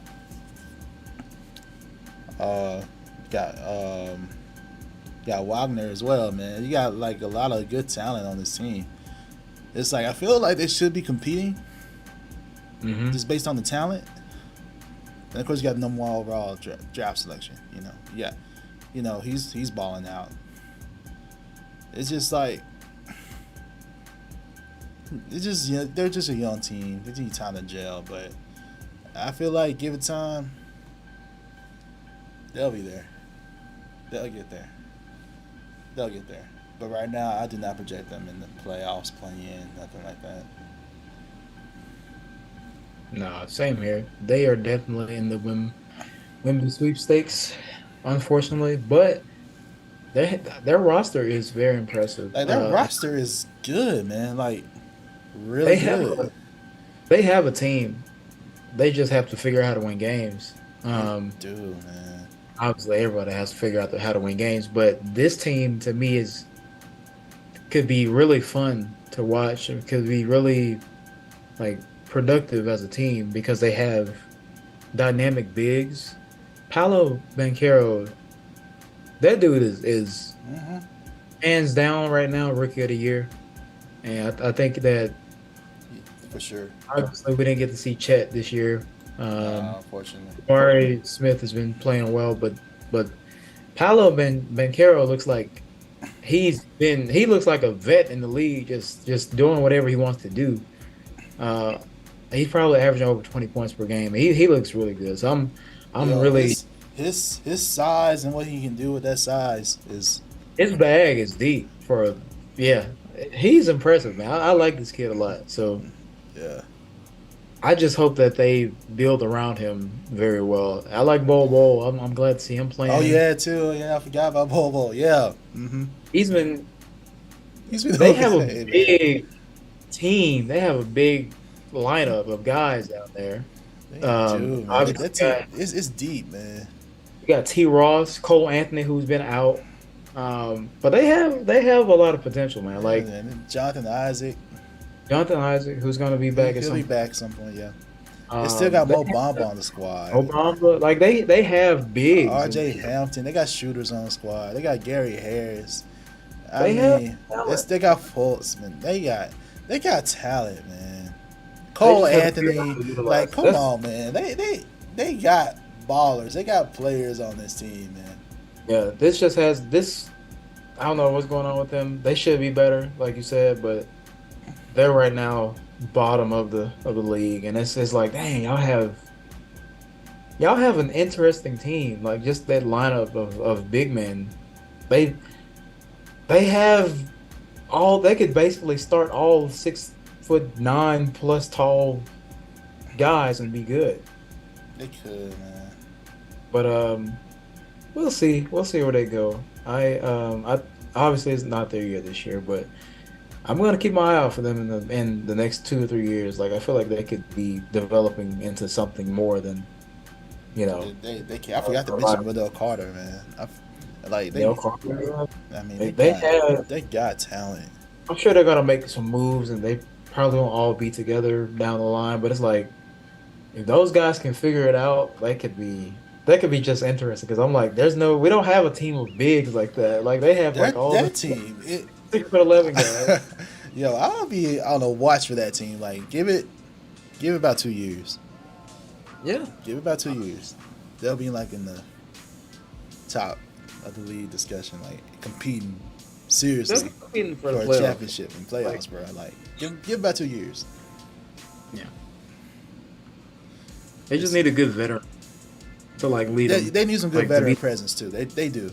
That's one thing about they the got roster. A lot of young guys. That's the one thing about the roster they don't have, like that veteran presence. They got some young guys who've been in the league for a little bit, but they're not that veteran status. You know what I'm saying? Mm-hmm. So if they can get that at some point, right now the goal is to be developing. That's what they're doing right now. Once you think your team is ready to make that push, get some veterans. Because right now I want my veterans just to not have a, you know what I'm saying? You're not gonna play, so I'd rather you just, we'll get you when we're ready. So, but shout out to the Magic, man. I like it. I like what they're doing, man. It's time for the final swish. This time we're gonna give you guys our power rankings. Oh, yeah. Last time I think I had the West. You had the East. That's right. Yeah. So let's go ahead and get it, man. I think I'll start first, man. Since like you started last time, I think I'll All right. start this time probably. Let's Uh, do it. I don't know why that was all the way over there. So my top 5 teams in the East, man. I give it to you in the exact order, man. Exact order. Y'all see it on your screen. You see it right there. Let me start off with the Wizards, man. These Wizards are very impressive. I kind of talked about them earlier when we did our prediction, our projection. I did not expect them to be where they are right now. Literally. But I talked about their defense. Their defense showing up. They playing so well without Bradley Beal. That's true. How impressive is that? And you can only imagine they'll get better. They got a relatively soft schedule coming up. They playing against OKC. I see them still stacking up some wins. So right now, the Wizards are definitely top 5 team in the East right now. Let's move on to team number 4, the Cavaliers. The Cavs are definitely showing up. The acquisition of Donovan Mitchell is still looking better and better. But, there was a tough game that happened the other day, though. Yeah. It's kind of tough.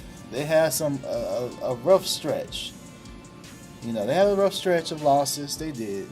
But, considering the players that were out, and you got to consider if they were playing, that they would have a chance to win. So, for example, they played without Donovan Mitchell and Jarrett Allen against Minnesota, which is another team. Like, we got to talk about them at some point, too, because they've been, and Anthony Edwards, man, I don't know what's going on with Minnesota, but they cut a 24-point lead down to 2, man. Darius Garland. Yeah.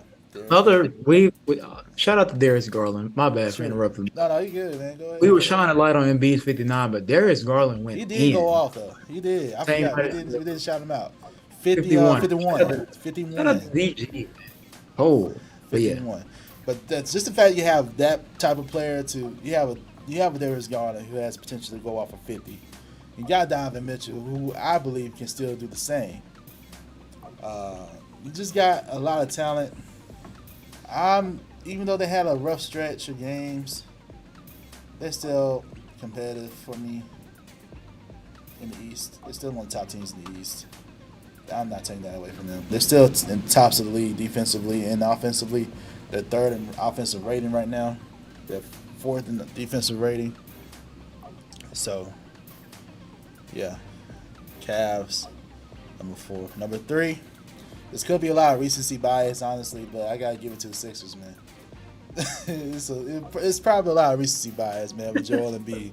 If you have Joel Embiid, man, you got a chance in any game. I don't care who is on your squad.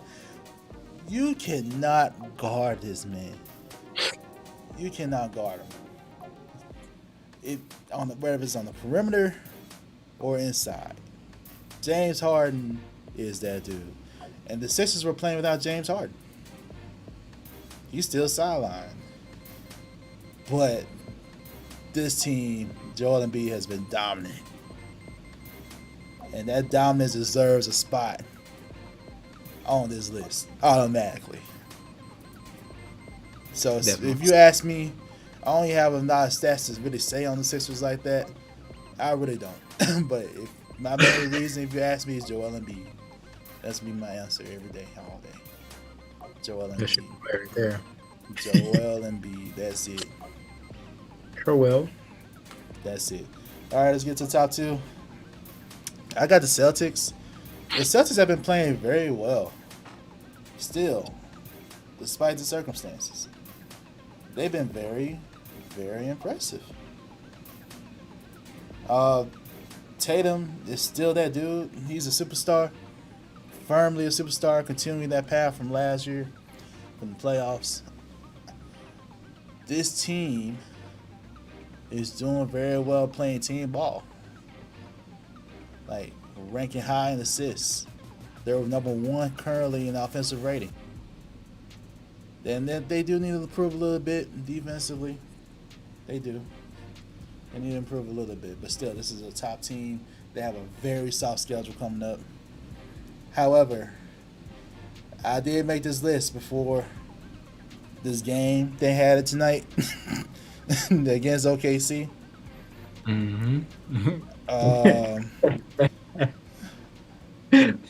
Hold on. I may change this list on the spot depending on what happened, though. Let me see what happened. All right, they won. All right, so cool. The Celtics won. Good. Won by 4. But you see, the OKC put 122 on you. I was watching part of that game. There's no way. This is why I'm saying the defense needs to fix itself. Allowing them to go in the paint like that makes no sense. Giddy going into the paint. I mean, come on. Bro, this is your own team. No, but still, this is the Celtics. I expect more from the Celtics, man. This man is so dedicated. You can't allow teams to just run into the paint and get buckets like that. You can't. That's why they're number 22 in defensive rating. But despite all that, I still give them number 2 in the East. Because before that, they won 6 straight. Like they're a streaky team. So I mean they're like doing really well. So that's basically what I have to give it to. And of course, number 1 for me, the Bucks. A lot of people may say like, why didn't I have like the Celtics number 1, based on like what they've gone through, and who the Bucks lost to recently. But no, I'm still gonna ride with the Bucks. I still ride with them. Although they did have a tough loss to Atlanta. I'm still riding with the Bucks, man. They play another. They have a kind of a tough schedule ahead. They got Cleveland next, and they got Philly. I'm gonna be in tune for that Philly game. I hate it's a league pass game, man. Why couldn't ESPN pick that game up? Come on, man. I got league pass now. Come on, man. You got to get league pass to watch this game. But I wish a national TV person would pick it up. But they just got to get healthier, man. Chris Middleton just got to come back healthy. That's basically what they're missing. They're missing not only his offense but his defense that he brings to the floor. So that's all they need, honestly. Their first in defense. Their defense is what keeps them in games. Their first in defensive rating. Giannis, when he's on, he's doing all he can to lead his team to wins. If you got Giannis, you got a chance. I know I've been saying, like, if you got any type of superstar like that, you have a chance. Which is why you should be in the face of the league discussion. If you have that player, you should have a chance to win any game. So I'm just saying. So yeah, that's fair. Man. So that's my top 5. Wizards, Cavs, Sixers, Celtics, Bucks, number 1. What you got? Not too bad, man. I like your top 5 in the East right now. You change anything or what? What's up? No, I think I can agree with it for the most part. Bucks. I think you nailed it, man. I'm not mad at that at all. The Wizards have been great to me the past few games. Cavs, very much a threat. Sixers, I might not be. I know. I feel like that's recency. I admit it's recency bias, but I mean, if I had to make an argument of a team I would replace the Celtics with, or like move into this top 5, and I'll maybe move the Sixers out, I would probably say. I mean, they're fine right there for now. I can see the argument could have been like maybe the Hawks or something like that. Maybe. I mean, they lost because they did just pick up a good win against the Bucks, but yeah, it's okay though. I'm not mad at it. I think I'm not there yet with the Hawks. No, that's fair. It's like a toss up. But I was like, I've been more impressed with the Wizards in the past week than the Hawks, so that's why I put them in. They have those 4 straight wins without Bradley Beal and against some top tier teams. Because I also look at who you played against. So, however, if the Hawks have because they play Boston, if Hawks compete well against Boston, for sure. That'd be well. You got the East next week, but I would expect them to be on your list at that point. So, yeah, for sure. All right, man. Your turn. Moving into the West Side, so we switched up. I'm gonna actually start off with the number one team in the West to me right now. Shout out to Dame. Shout out to Anthony Simons. Young Blazers, man. Trailblazers to me are number one in their conference right now. Simons is averaging like 22 a game, 23 a game. He looks great. Dame, superstar status when he's playing. He's been great. Been really like pleasantly and happily surprised by like how well Jeremy Grant has been like fitting in. Playing very well, give you quality minutes, give you scoring, give you length. Like the dude looks like the perfect piece for them. I think they had needed that type of dynamic wing player / big for a long time. Yeah, even back when they had CJ. Yes. That's literally what they were missing. And so this is what they needed. And I like it a lot, man. So Grant scored 37. Just holding down the middle. That kid Shaden Sharp. Oh my god. Like, bro. I'd be like, is he gonna come down out the sky? Like, dang, this kid. Oh man, I feel like I hadn't been like seeing like a wow factor type dunker in a while. And this dude, I'm just like, all right, every time he catches it 2 feet in the paint, get out the way. This dude's gonna literally jump over everyone. I'm like, he's 6'6". Dunk contest. He can shoot. Dunk contest. It's like watching another Derrick Jones Jr. Like, good point. But he I don't know. He just got like effortless, just effortless. I don't know. But I love the Blazers right now. They're 9-4, sitting at the, if not number one right now, number two. They've been phenomenal. And Josh, a great piece, another great pickup by them.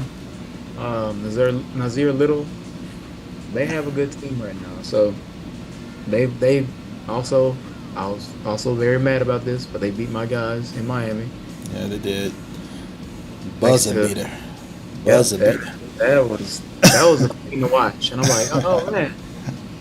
I think it might have been the day that all the games were free because they set the schedule to where people could have the time off for elections. Mm-hmm. So I'm like, oh yeah, I'm about to watch the Heat and Blazers. I'm like, all right, basically my two favorite teams right now, and obviously I gotta go with the Heat because Heat for life. But I'm like, oh, this dude, we went into overtime. I'm like, oh, you gotta be kidding me. And well, not overtime, but we tied the game up. Crazy Max Cruz shot, and then Josh Hart comes out and beats us at the buzzer. I'm like, you got it. So mad. But anyway, shout out to the Blazers, number one in the West. To me, I like what they're doing. Number two, we gotta talk about the Jazz right now. Like, no one expected them to be gelling, to be doing this well. Do I think it'll last? I'm not gonna say they're gonna be top 1, 2, 3 seed, but I think they're gonna be in the playoffs. They dropped some games recently, obviously to Joel and them, but they have been very good. Very surprising that they have been competing like this, but they have a group of guys that I feel like have something to prove. Mike Conley, another great point guard, Jordan Clarkson, who was recently Sixth Man of the Year. They have a good team. Lauri Markkanen has been looking like a fringe all-star type player. He's fitting in very well. They're still playing pretty much how they, to me, have played in the past. A lot of ball movement. A lot of good shooting, and it's working. Colin Sexton playing with something to prove. I like it. So they dropped a couple games this past week or so, but still very impressive. Still top of the West. Still like 1, 2, 3 seed right now. So keep my eye on the Jazz. third, I have to go with the Suns, even though my team kind of dropped them tonight by a point. Um, Still have been getting it done. Chris Paul's been out with some heel soreness. Obviously, Cam Johnson has to have some knee surgery, so that's a hit to them. But Devin Booker has still been great. Uh, Bridges has been really good. He had a big 30-point game a couple days ago, I think. Um, Still have DeAndre Ayton, even if the whole trade talk thing is going on in closed doors. They have still been very good without some key players. I still expect them to be in that firmly in the playoffs. And right now, looking at how they've been playing, they should be fine. They dropped down a little bit tonight, but that's fair. And then my last two teams, I'm switching it up. I gotta shout out the Kings. Shout out to Sacramento. Big wins. They won the past 3 games they played, unless they lost tonight. But they won the last 3 games. I'm impressed. De'Aaron Fox, Malik Monk, Sabonis had a monster game, and they beat the Warriors. They went up against them a couple times, and it may be early to say they're 6-6. They're at 500. Anything can happen right now. There are teams at the bottom that shouldn't be there. This team is middle of the way right now, and I think, all right. I saw De'Aaron Fox come on NBA Today the other day. I'm impressed by what he's talking about, how he's analyzing the game. He had a big shot against the Magic the other night, so Balled out against the Lakers. I mean, I'm not trying to jinx it, but I'm liking what I'm seeing in Sacktown. It's been a long, long drought for them. I hope they continue to keep it up and keep going. Davion Mitchell has been good in the clutch, so impressive. I had to slide them in there. They're, like I said, they're 6-6. That's better than 0-12. So what they would probably do a year ago. Malik Monk and De'Aaron Fox being back together since the Kentucky days is also a pretty fun team to watch. I think we talked about this before, but it's a lot of talent in the backcourt for them, and I hope they don't waste Sabonis' career out there in Sacramento because he's a very good big. But yeah, like I said, they won the last 3. I want to keep them. I want to shed light on these teams, So, and my last one, Q shaking his head. Yep, I had to put his team in there because they're not lose every other game. Shout out to the OKC Thunder. Had a big win in Madison Square Garden against the Knicks. Ironic. But Shai Gilgeous-Alexander, man, he refuses to be slowed down. Big 30 pieces.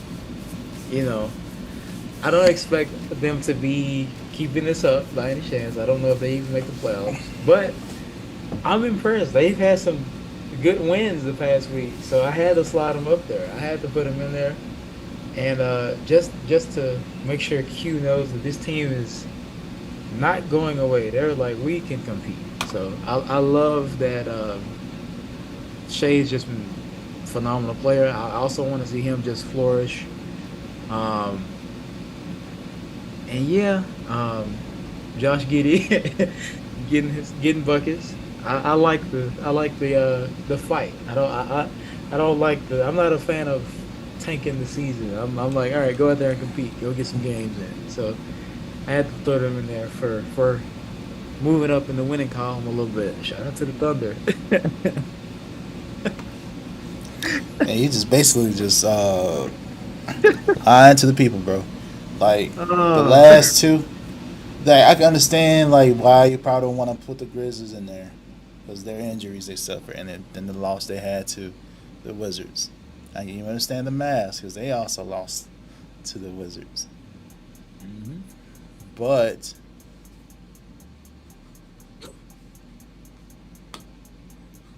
to say that the Kings are better than the Nuggets right now, or OKC better than the Nuggets at this moment. I know you're basically trolling, but man, there's no way these are a top 5 team. Although For the they top did, 3. although how they did show out against the Celtics, so I mean that was impressive, but still, I'll go back to that Knicks game because it seemed like that's where you're getting most of this from. That combined of what they combined total score with what 280 something that combined points is just unheard of. Almost 300 points. I didn't watch that game, but I'm It was like assuming if I look in the stats, no defense was being played. I'm gonna assume. I ain't watched that game. I didn't look at the stats. I'm assuming if I look at those stats, it's gonna be no defense was played, and this team is still top 5 in the West. I mean, I know you're trolling, bro, but it's all good. It's all good. It's all good. Hey man, they had some impressive wins. I'm just saying. Don't sleep on your team, dog. They're 6-7 right now. They're just under 500.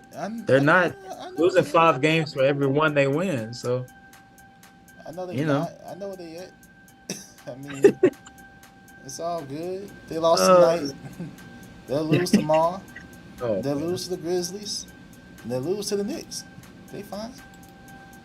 They right there. Okay. Yeah. They right there. We just need to show up, man, because the Rockets are. They're right now. They're in the spot to get Wembayama.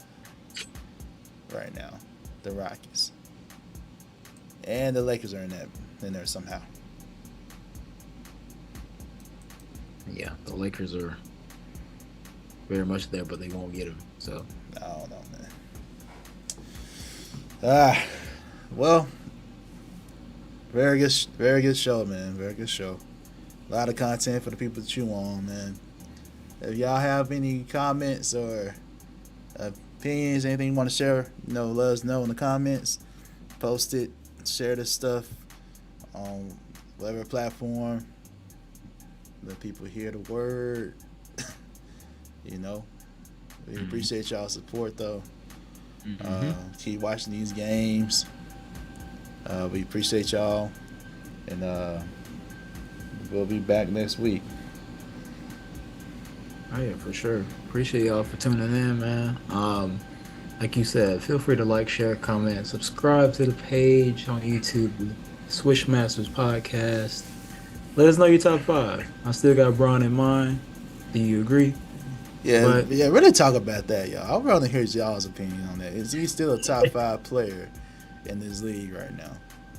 And obviously, I'm not saying the Mavericks are worse than the Kings or the Thunder or Memphis. I mean, I told the people that you were trolling them, man. Yeah, I had to mess with Q. Yeah. But I am impressed with with the wins that they had, and I'm impressed with the Kings for being at 500 right now. I'm like, oh, that's surprising, but I like it. So I'm gonna put them in there.